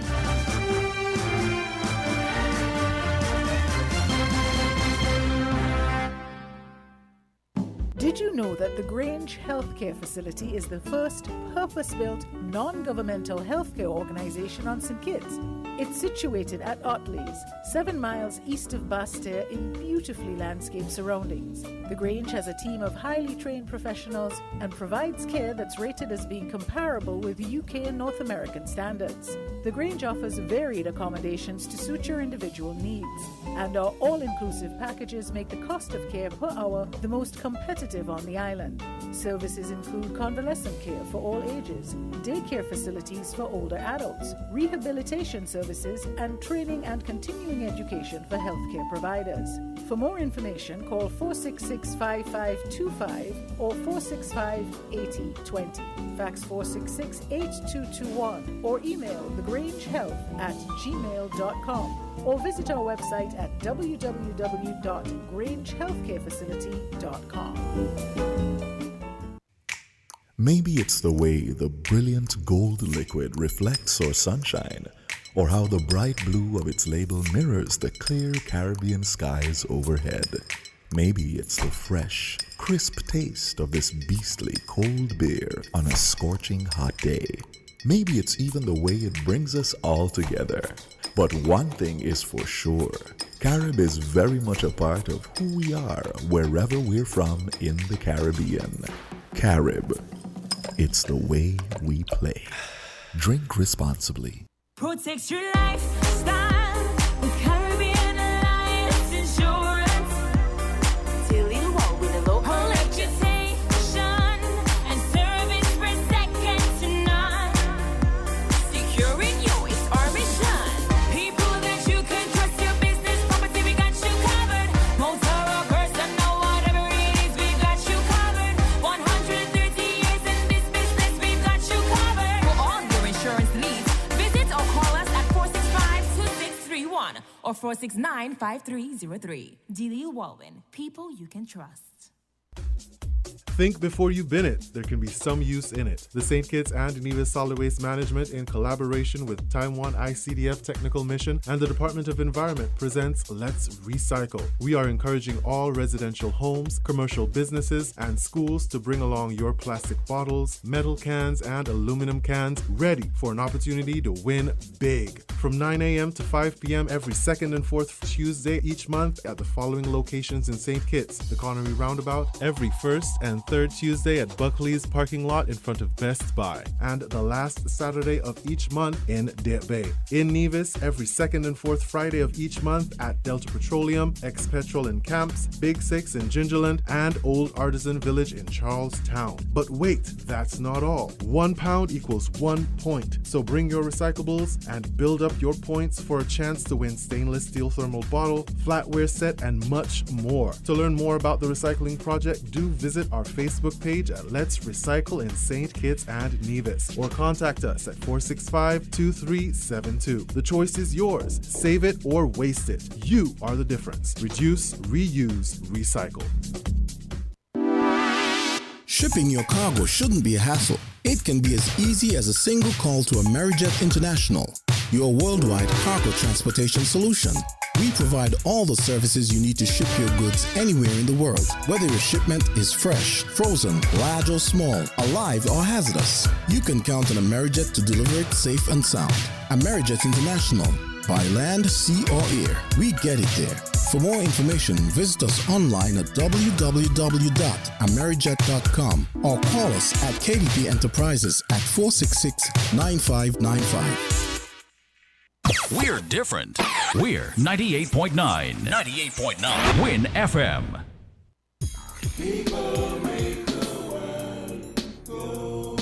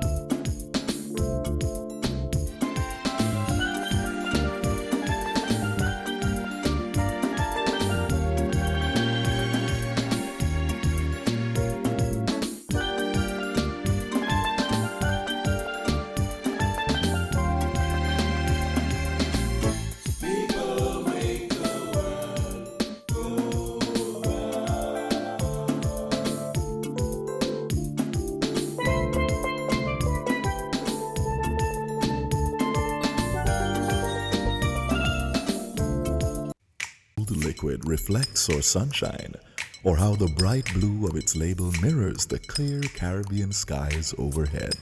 Maybe it's the fresh, crisp taste of this beastly cold beer on a scorching hot day.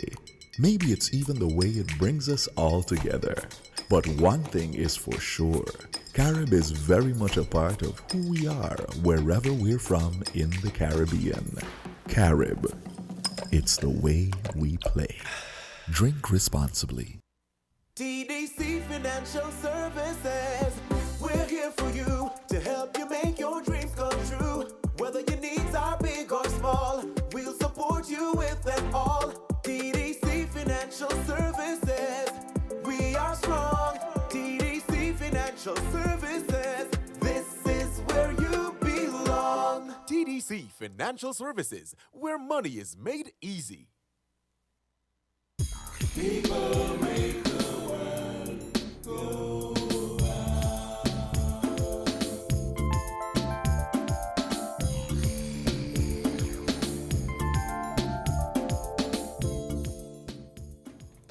Good afternoon, radio listeners, and we're back with Inside the News here on WinFM 98.9. I'm your host, Kevon Brown, for today's segment of Inside the News, and I'm still here with Jamie Morris and Davin Francis, and we're continuing our conversation today based around men, because it's International Men's Day, and we, before the headline news, we kind of teased the talking point of addressing this ideology that men are dogs, which is a negative term, as we all are aware. It's a rather negative term. It's not meant in the pure, lovely, and positive manner in which dogs are lovely, are loyal. They if you take care of them, they take care of you type situation. It's not seen as it's not meant in that connotation at all. But I'm going to let our guests talk a little bit about how they feel about this sentiment about men being called dogs and where they think that came from. Who's starting for us? I think we should let Davin go. Because he's so far away, right? As we are in studio, he's so far away. So we got game. Yeah, Davin, go ahead. Take the floor.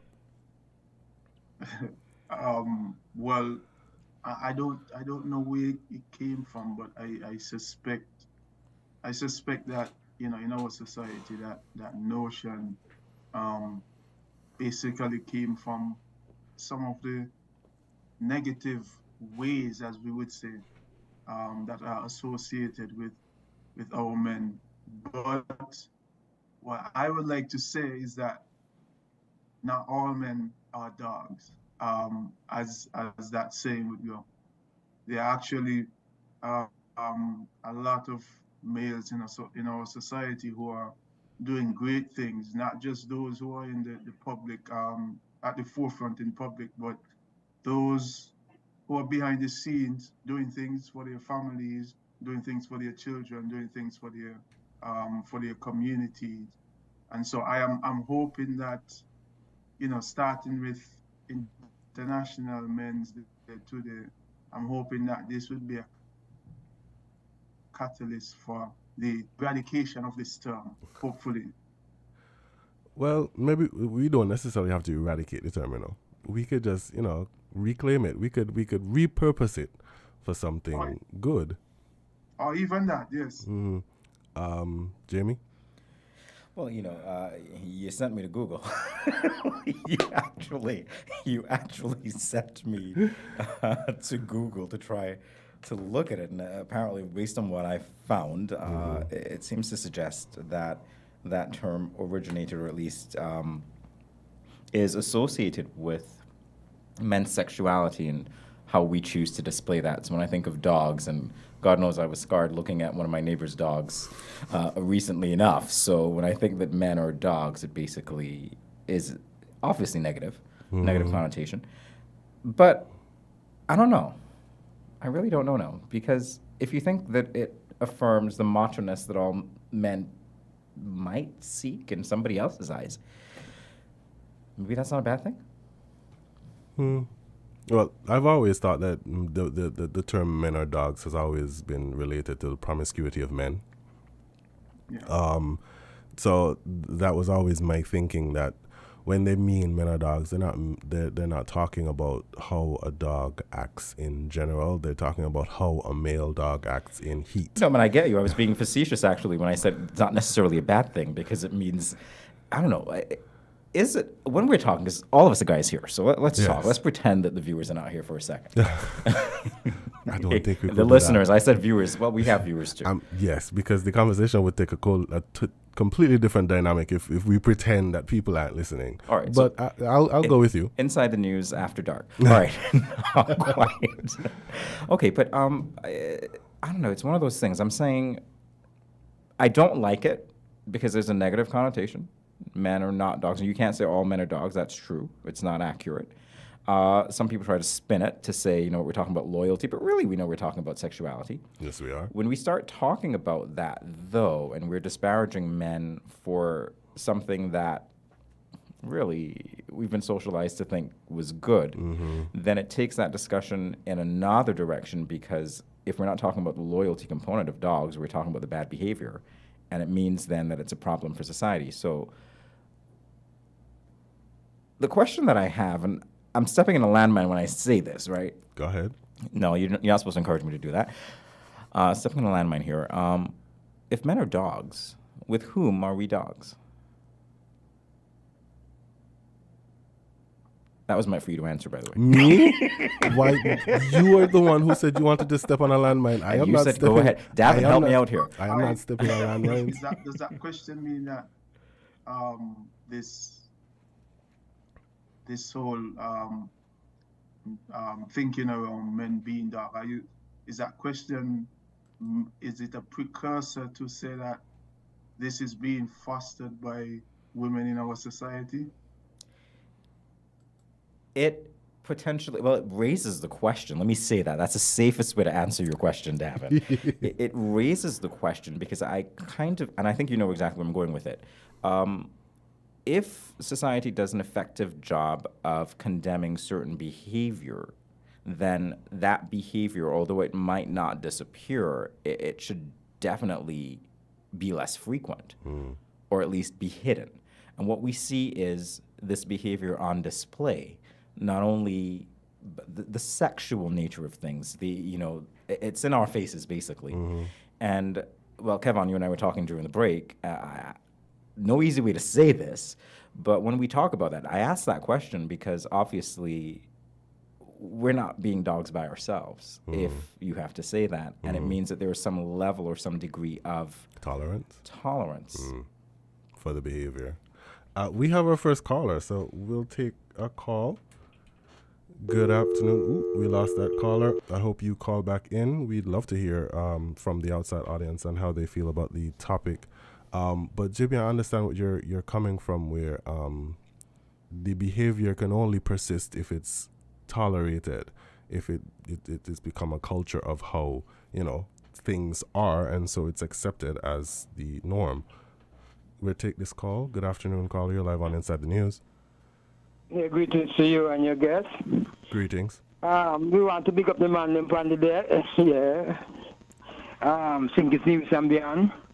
The topic there and the reasoning there. We want to say it is true. It is really true that most men flex like dog sexually. See me? And you see with the woman them, most women don't like it. Even though the flexing is with them don't like it. That's the naked truth. I got faithful woman who know into them thing there. They want the man for themselves. You see me? And most women is like that. They want for the man for themselves. And then I want the man go on, sex like dogs. You see me? That's the naked truth. But we still online? Yes. Okay. You see that that kind of flexing though with most men, it's deep. Because you see the world that we live in, especially the religious world, the religious world say marriage before sex. But that is like putting the cat before the horse. Because sex is marriage. So that's what they send. That's what they send the whole world. They turn the whole world into sexual zombies because there is no more respect for sex as a sacred act, as this original marriage bond. They take sex from its pinnacle and put it under the feet and put some ring and some symbol, some ceremony, but I do. But when a man and a woman lay down and have sex, penis and vagina, they are getting married. When you look at a child, that's the only way two becomes one, through a child. You see me? So the church and the state is responsible for the sexual zombies we have running around. Because the church put it forward, so, and the state endorse it with all kind of marriage license and this and that and pick up money. You see me? So that they have to be corrected. Because they turn the people the church and the state turn the people into sexual zombies, or as we say in it, dogs. Most of the men into dogs. They just go on and have sex. Sex is all about sex. A woman is more than sex. A woman is much more than a vagina. Much, much more. A woman is a total human being, just like a man. See me? And we have to change that kind of thinking that the church and the state put in place. See me? Sex is marriage. It's the original marriage bond. That's the way a man and a woman get married. That is why when a man and a woman start to have sex, he not for have sex with no other woman and she not for have sex with no other man because they get married instantly. But dash out of the door by the church. And the state is an accomplice. Give thanks to the program and the information flow so far. Once again, big up the man them universally. Blessed love. All right, thank you so much, caller. Who's going to jump on that first? I'm going to jump on that. Jump right I'm on. actually jumping. All right. Certain things were said. I could say that, okay, let me say what I want to say first of all. I don't think sex is marriage.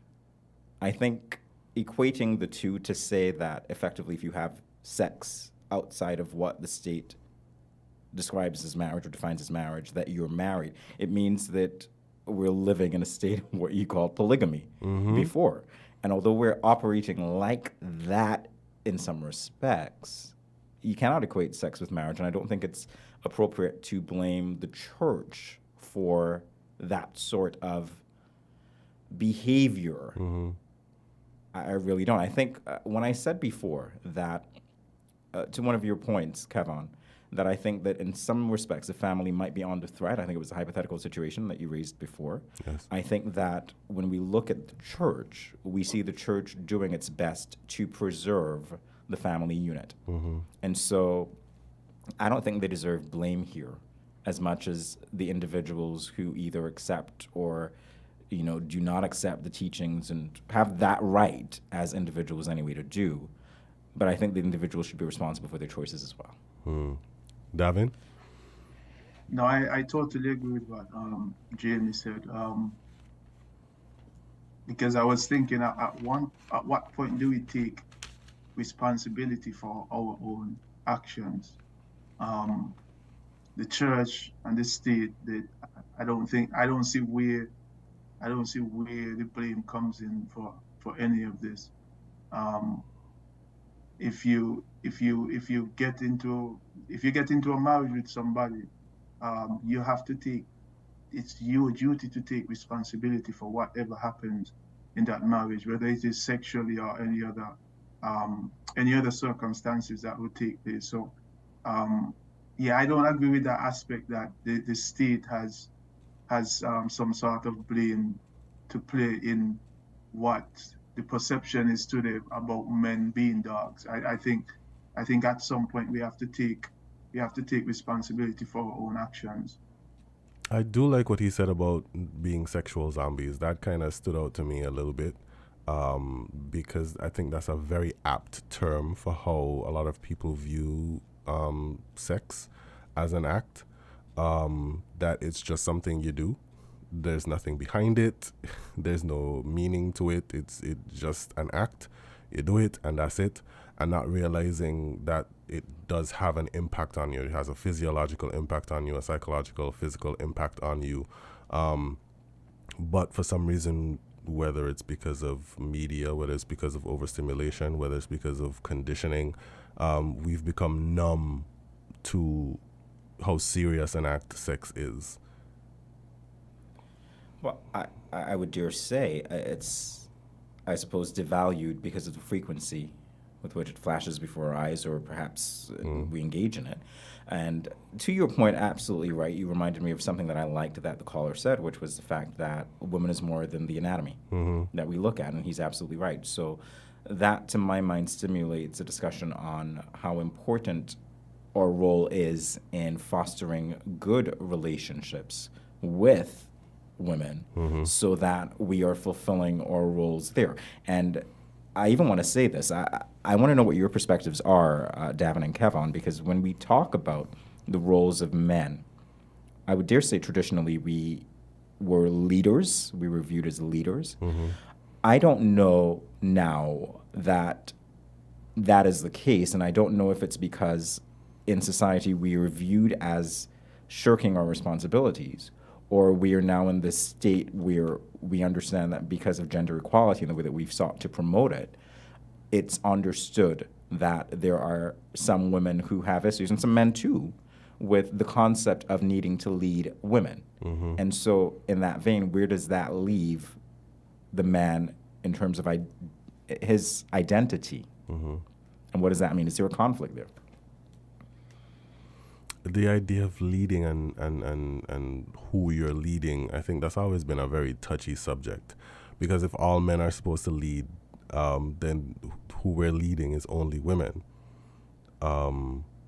So then who are actually our community leaders, who are actually our spiritual leaders, because leaders need followers. So if all men are leaders, then leaders tend to not follow other leaders. If you get where the argument that I'm coming from. So I think there can be community leaders, and I think when we're talking about men leading women, it's generally supposed to be men leading their family. In a relationship, yes. In a relationship, I think that's where the general connotation is. And then there's the greater aspect of men leading the community. There are men, community leaders, whether it's in sports or social projects, whether it's in religion, whether it's in politics, and then grander idea of leading.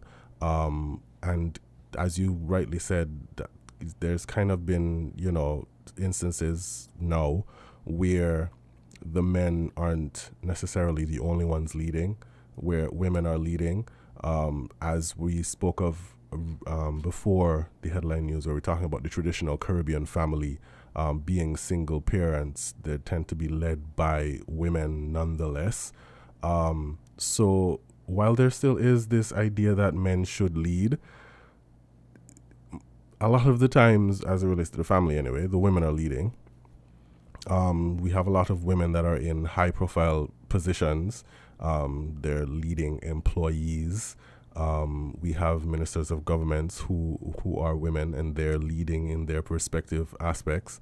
So I think the idea of men being leaders is being challenged, but I still think there is a role for men to play as leaders in their own circles, in their own families, in their own, as it relates to their children. Davin? Yeah, I have no, well, you use the phrase that it is being challenged, and from where I sit and from my own perspective, I have absolutely no problem with that. I think that in this world there is a place for both men and women to become leaders. Actually, from a personal standpoint, even in my marriage, that is something that I am comfortable with. That I am not the sole leader. I am comfortable with a marriage where both man and woman are co-leaders. And like you said, in different aspects of society, we all have our place and our forum for leadership. And so I think it's important that as men, we try to adapt and try to adjust to this new narrative or new normal where women are being given leadership roles, because the circumstances are different. This is not a time when women are stay-at-home moms or the caretakers of the home. Women are engaged in high career activities now, and so it is only fair that we adapt and change to adjust to the fact that women can be leaders in our home too. It shouldn't be a competition. It should be a coexistence. I think Davin just stepped on his first landmine. We're going to take another call. Good afternoon, caller. You're live on Inside News. Good day to everybody. Good day. Greetings. Yes. Good day. Greetings in Jesus' name, the only Savior of sinners from hell and from their sins, and the second person of the eternal Trinity. Now, first of all, I would like to say, where the Bible is concerned, sex is not marriage. As Jesus said in John chapter 4, verse 18, Jesus told the Samaritan woman, you have 5 husbands, and the man you now have is not your husband. The man you now have is not your husband. Yes, she and the man were having sex, but here Jesus recognized, yet while they were having sex, he was not a husband. So, therefore, sex is not marriage. But, on the other hand, where the Bible is concerned, you do not have to go to a priest, a minister, a church, a law, a judge, a magistrate, or you name it, to be married in God's sight. Now you have to go to those things to marry where the state is concerned, but not to marry in God's sight, because you will not find such marriages in the Bible in order for a person to be considered to be married. Marriage is a marital covenant that has to be made between the man and the woman. As Malachi said, the wife of your covenant. the man's covenant, not the state's covenant or the priest's covenant, but of the man covenant with God as his witness. And other people too could be included as witnesses. Now, saying all of that, I said this, is that where, for example, men are concerned, men, according to Ephesians chapter 5, are to love their wives as Christ loved the church and gave himself for the church. That means, well, number one, a man is supposed to be a godly man, showing his family, including his wife, how to live the godly Christian life according to the Bible. And part of that is the man loving his wife as Christ loved the church and gave himself for the church. That is saying that the husband is to love his wife sacrificially. He's supposed to love his wife sacrificially for the glory of Jesus Christ alone. That is part of the duty of the husband. And if you love your wife sacrificially as Christ loved the church, you will not abuse your wife. The man will not abuse his wife as a godly Christian man. Because Christ does not abuse and has never abused. Oh, we lost that caller. Sorry, caller. But based on what the caller was saying, how are you guys feeling about his contribution? Well, I have to say here, one of the things that I love about this discussion is that we're celebrating International Men's Day, but we realize that there is diversity. Mm-hmm. And so I had the pleasure of speaking with Dr. Tilak Singh yesterday, the founder, as you mentioned, in 1999 of International Men's Day. Yes. And we were talking a little bit about how unified we can be as men when we have these differences that divide us. Because obviously, both callers seemingly have different religious views. And again, that religion is not the only thing that divides men. We have different perspectives, different jobs even. So there are so many other things, right? But what I love about this day is the fact that we can find common ground. And I think if I were to look for that thread in what both men said, it would be that relationally, we ought to treat the woman well. Mm-hmm. I think that's a loud message considering, these two men with these two opposing opinions can come to that consensus. But I think it's loud because it's coming from two men with two opposing two opposing views. It's such a loud thing that these two men who have these two opposing views, who have these two perspectives, can realize that, hey, women have been and are still being unfairly treated by their male counterparts. Davin, do you have any thoughts? Jamie, he makes very good points. Like he said, it's varying religious perspectives, but even if we take religion out of it, I think the message in there from both of them is common sense. And religion is very important, and it has its place in our society. But like you said, the common sense thing there is that women need to be treated fairly. They need to be respected. I think that would make the ultimate man. If we're bringing it back to International Men's Day, it makes the ultimate man in terms of fostering an environment of equality for both men and women. And I guess what I'm trying to say is that common sense should tell us that, and maybe sometimes we don't have that common sense. But Davin is brave this afternoon. Landmine number 2. I'm just asking here. Go ahead. No, I mean, sorry, I didn't mean to sound that. No, go ahead, Stefan. All the landmines. Common sense should tell us that, in all honesty, and sometimes that is not there. But I think that is exactly what both men were saying, from completely different religious perspectives. All right. We have another caller. The phone lines are blowing up. Good afternoon, caller. Ooh, sorry, we lost that caller. Hope you'll call back.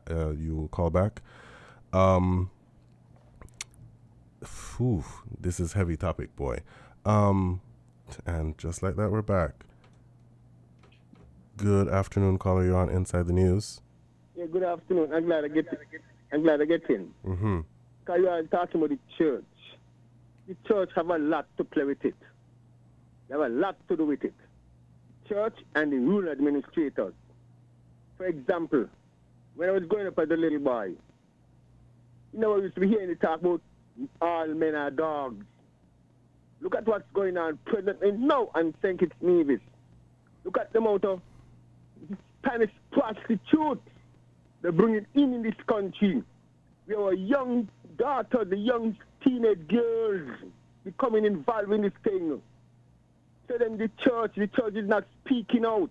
The rural administrators making laws for these things to happen. So then they just open the flood door. And then the women too. Men could never be dogs if the women does not allow it. If all men are dogs, then it should be said then all women are bitches. It goes vice versa. It can't be one without the other. So then the churches is not talking out. Then the rural administrators allowing this thing to happen. You have people from Santo Domingo coming in, getting voters' ID to decide how this country runs. And then the teenage girls just patterning for the same Spanish prostitution. Then that's the reason why men are being labeled as dogs. Good afternoon. Very heated. Definitely so. Incredibly heated opinion from that last caller. Guys? It's interesting to me because I sense, and I don't want to be prejudging anybody, but I sense a certain degree of antipathy and maybe a little misunderstanding in the situation here, because as much as we're talking about that, and he alluded to certain things which I cannot verify independently, so let me say that. Mm-hmm. When it comes to that, I want to steer the conversation a little bit to what we would term a patriarchal society as we know it. Mm-hmm. And when we think of the people who have been making the rules or have been engaging in these types of situations, generally rulemaking, and we see that shift, there comes a point in time when I think, Davin, you said it well, that we have to find that balance. We have to be accepting of certain things because it's better for our society going forward given the current state of affairs. Mm-hmm. And so what I see, unfortunately, and again, I really don't mean to judge there, but what I understood from that, apart from the antipathy, was, a certain degree of blame without responsibility to the gender, because again, if we're going to do that and we're going to say, if all men are dogs, then they, what he said. The inverse. Mm-hmm. Right? Then it, again, if we look at the way society was traditionally set up with the patriarchy, who was responsible for that? So it comes back to our responsibility in changing the dynamic as opposed to laying blame. Mm. Yeah. While listening to that call, my question again came back to mind. At what point do we begin to take responsibility?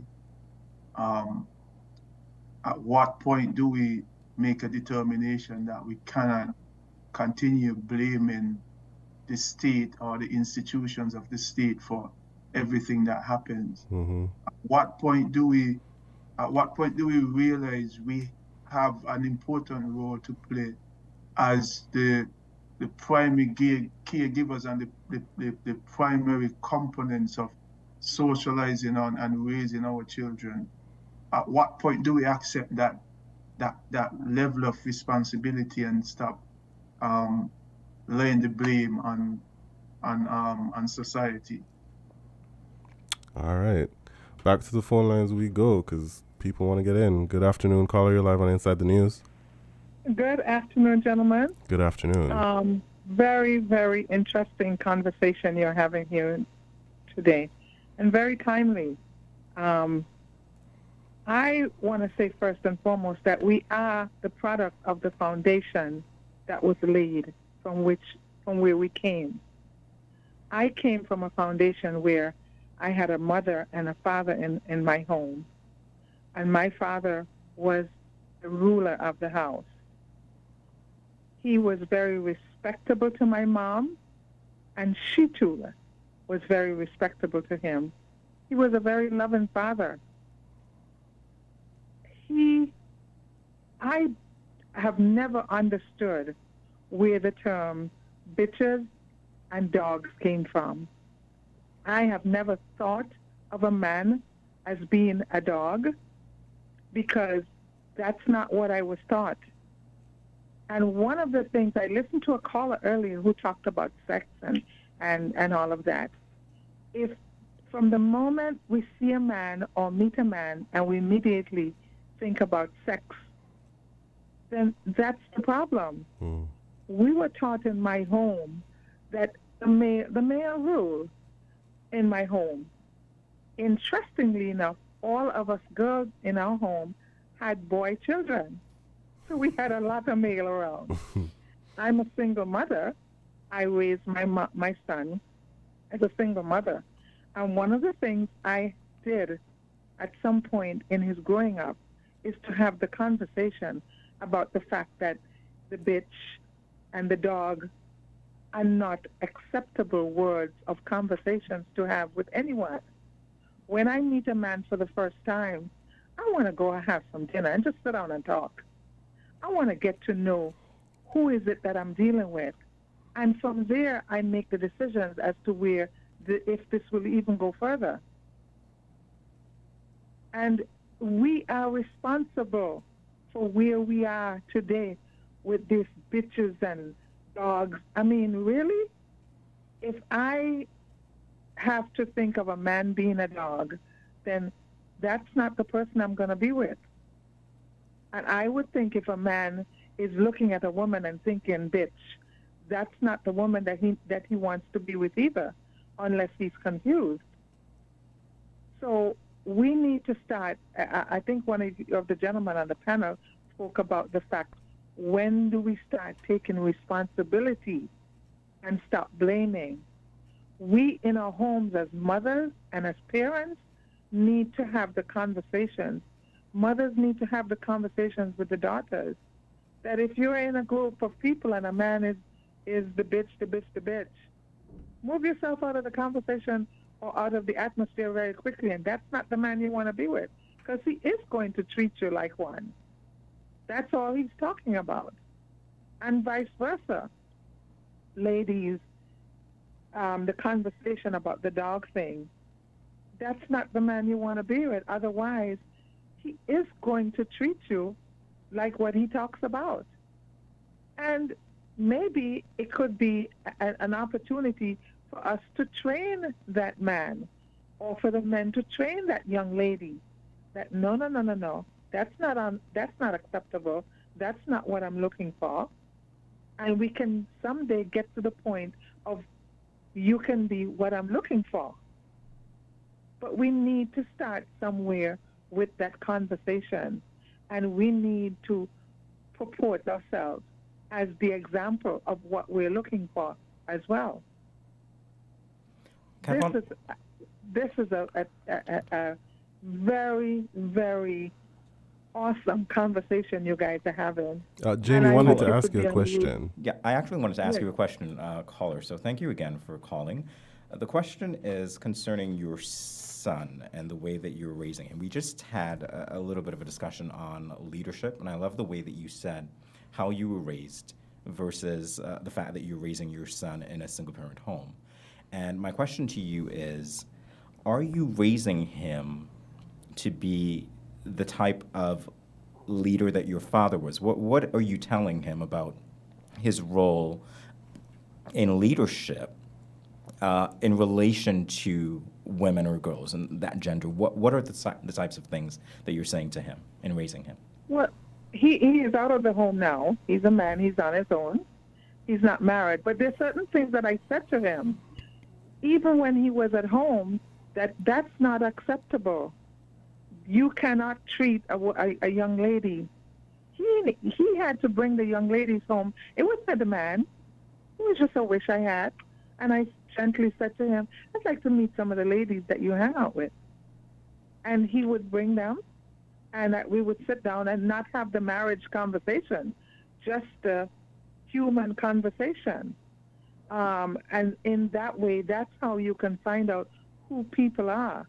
I raised my son based on a lot of what I saw, how my father raised us, how my father treated my mom, and I would often tell him about that.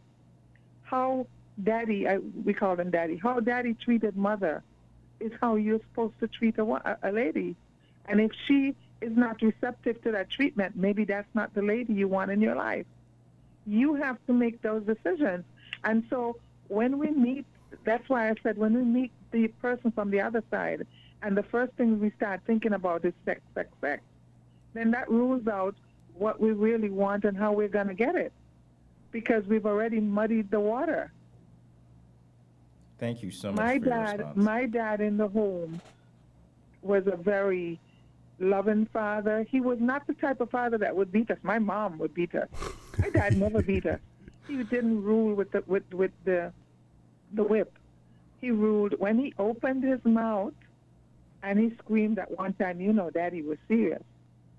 He would gently tell you. And one of the things, and my son reminded me, because my dad died about a year ago, and my son reminded me about this the other day. As a matter of fact, in the tribute to my father at the funeral, he brought up something that I had almost forgotten about. My father used to say to us, make it make sense to you. So, and he'll say, come sit down. So what are you doing? And he'll listen, and he'll ask some questions. And he wouldn't, well, you can't do this, okay, you can't do it. He will gently tell you something, and then he'll say to you, does that make sense to you? Make it make sense.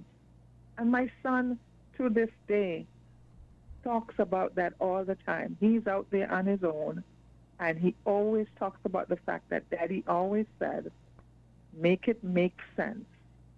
If it doesn't make sense, don't do it. All right. Thank you so much, caller, for your contribution. You're welcome, guys. You're welcome. Don't please. Oops, sorry about that, caller. But again, we appreciate your contribution so much.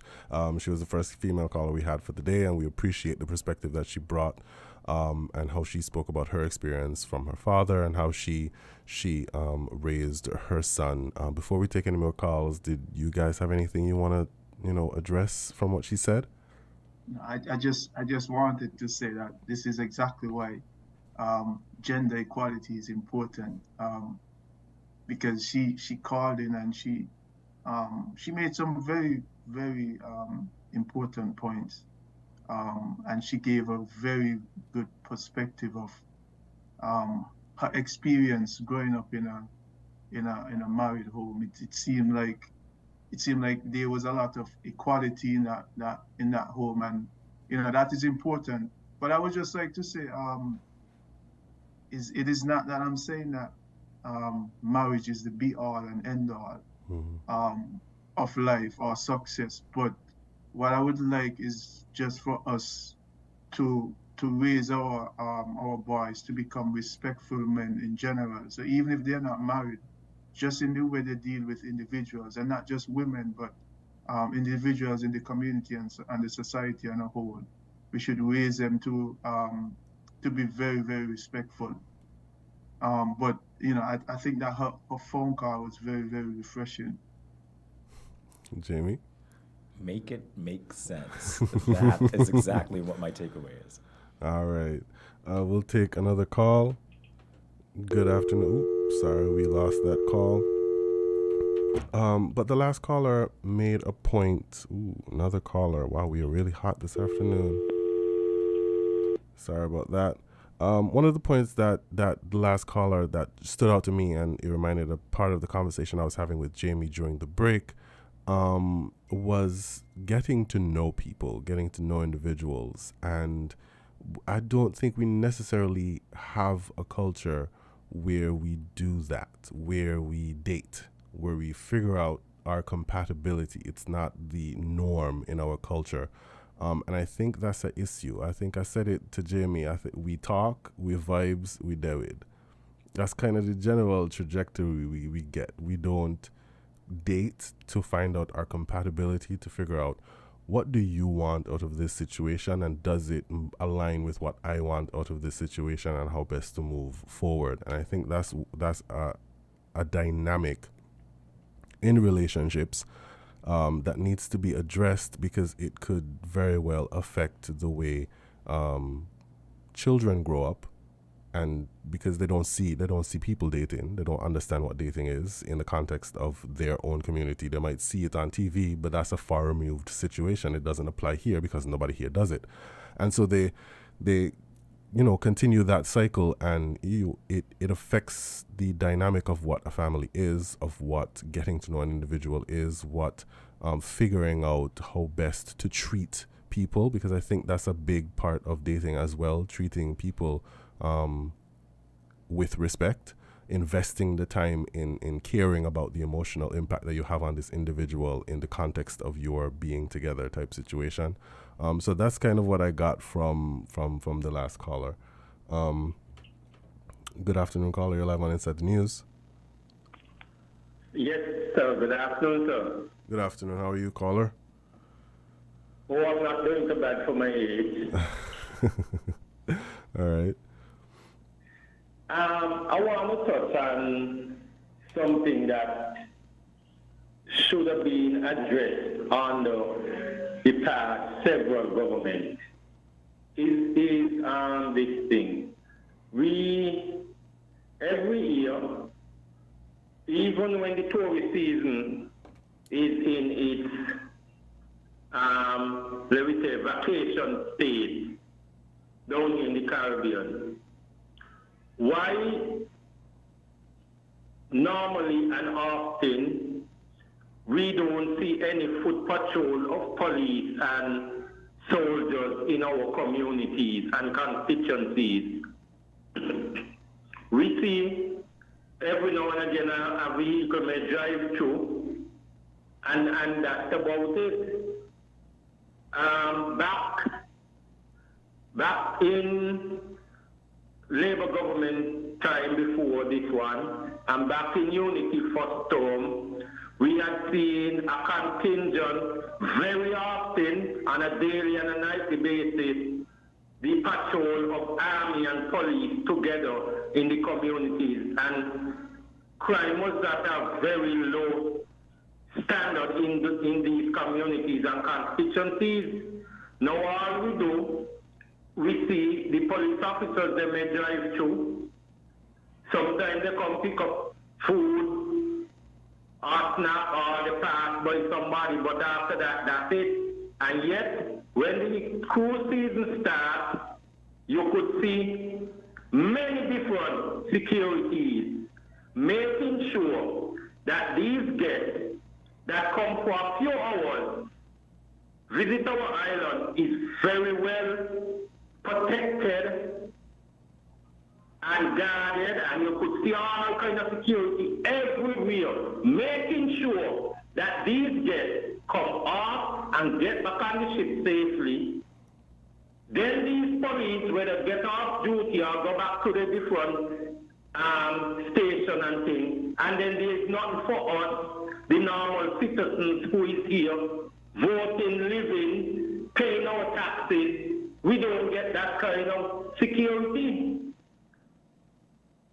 So I am saying to those in authority, we the constituents of these constituencies would like to see the foot patrol of the police and army again, because we're having a lot of break-in, lot of robberies, lot of taking up of things out of people's yard, even though your yard fence, and out of people's property. And if we don't get that, people are going to have to take their own law and do their own thing to protect themselves, the property, the goods, and the family. Because we are paying taxes to make sure these things happen and we're not getting the service. The service is provided for tourists, not the constituents and the constituencies. All right. Thank you, caller, for your contribution. God. All right. So shifting the topic heavily, but I feel like he needed to get that off his chest, which is why he called in. Jimmy, you wanted to say something? I was going to say there was still a link, though, because what I could say from listening to him is that we see a man who's concerned about protecting Safety. his community. Yes. And so that's the way that he chose to do it. By calling in and voicing his concern. Exactly. You know, showing what a community leader is, I guess, bringing it back home, showing what a community leader is by caring about the safety of his community. So yeah, we could tie it right back in. We have just about 5 minutes left for the show. I'm going to take a quick break and then we'll come back and we'll wrap things up. Yeah, stay tuned. We'll be right back after these messages. Found the sound 98.9 FM. Maybe it's the way the brilliant gold liquid reflects or sunshine, or how the bright blue of its label mirrors the clear Caribbean skies overhead. Maybe it's the fresh, crisp taste of this beastly cold beer on a scorching hot day. Maybe it's even the way it brings us all together. But one thing is for sure, Carib is very much a part of who we are wherever we're from in the Caribbean. Carib, it's the way we play. Drink responsibly. Hello? Jean, you know every time I call you, it's always about something good. What's going on? Well, the TDC retail stores in St. Kitts and Nevis are at it again. Their new stocks have arrived. Really? Yes, new furniture, printers, toys, appliances, electronics, housewares, even decorations, and so much more.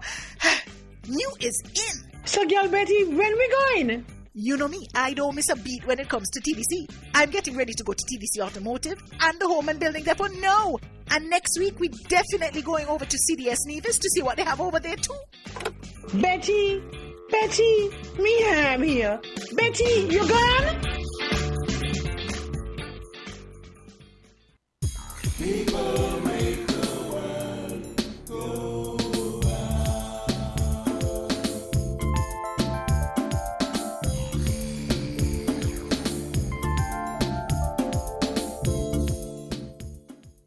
And we're back with Inside the News here on WinFM 98.9. I'm your host, Kevon Brown. We have just about 3 minutes left for the show. We're going to take one last caller, and then we'll wrap up. Good afternoon, caller. You're live on Inside the News. Greetings forward. Thanks for taking our call again. Well, Mrs. Chin, I agree. The sex should not come like that. The sexual part of it, the intimacy, it takes time. But when it do happen, because it can happen, it is very important that it is seen as that, as the marriage bond. Because, and the most irresponsible act, you know, is when the most irresponsibility inside of this thing, you know, is when it is not, when a one do not tenaciously and rightly embrace it like that this is marriage. This is marriage. Whether you date for 6 months, 6 years. The point is, it's going to come to that. So when it comes to that intimacy, see it as marriage. And when it don't see in that light, nothing is more irresponsible than that. You see me? That's how we see it. Give thanks for the time again. Blessed love. All right. Thank you, caller, for your contribution. Gentlemen, any thoughts on what he said? Are we agreeing? How we're feeling about that? Any conflicting thoughts? I gave my response earlier. I'll stick to that. I'll just reaffirm that. All right. Davin? Yeah, no additional thoughts. No additional thoughts. All right. Well, we're just about to wrap up the show, so I'm going to let you guys, give your final thoughts on, today's discussion, what you thought were the salient issues that we spoke about, and, how we feel about moving forward and what you think is necessary in moving forward for the positive development of men, our role in society, how we operate, how we are seen as leaders, or how best can we be good leaders moving forward. Who wants to take it first? Shall we give Davin, since he's so far away? Davin, go ahead.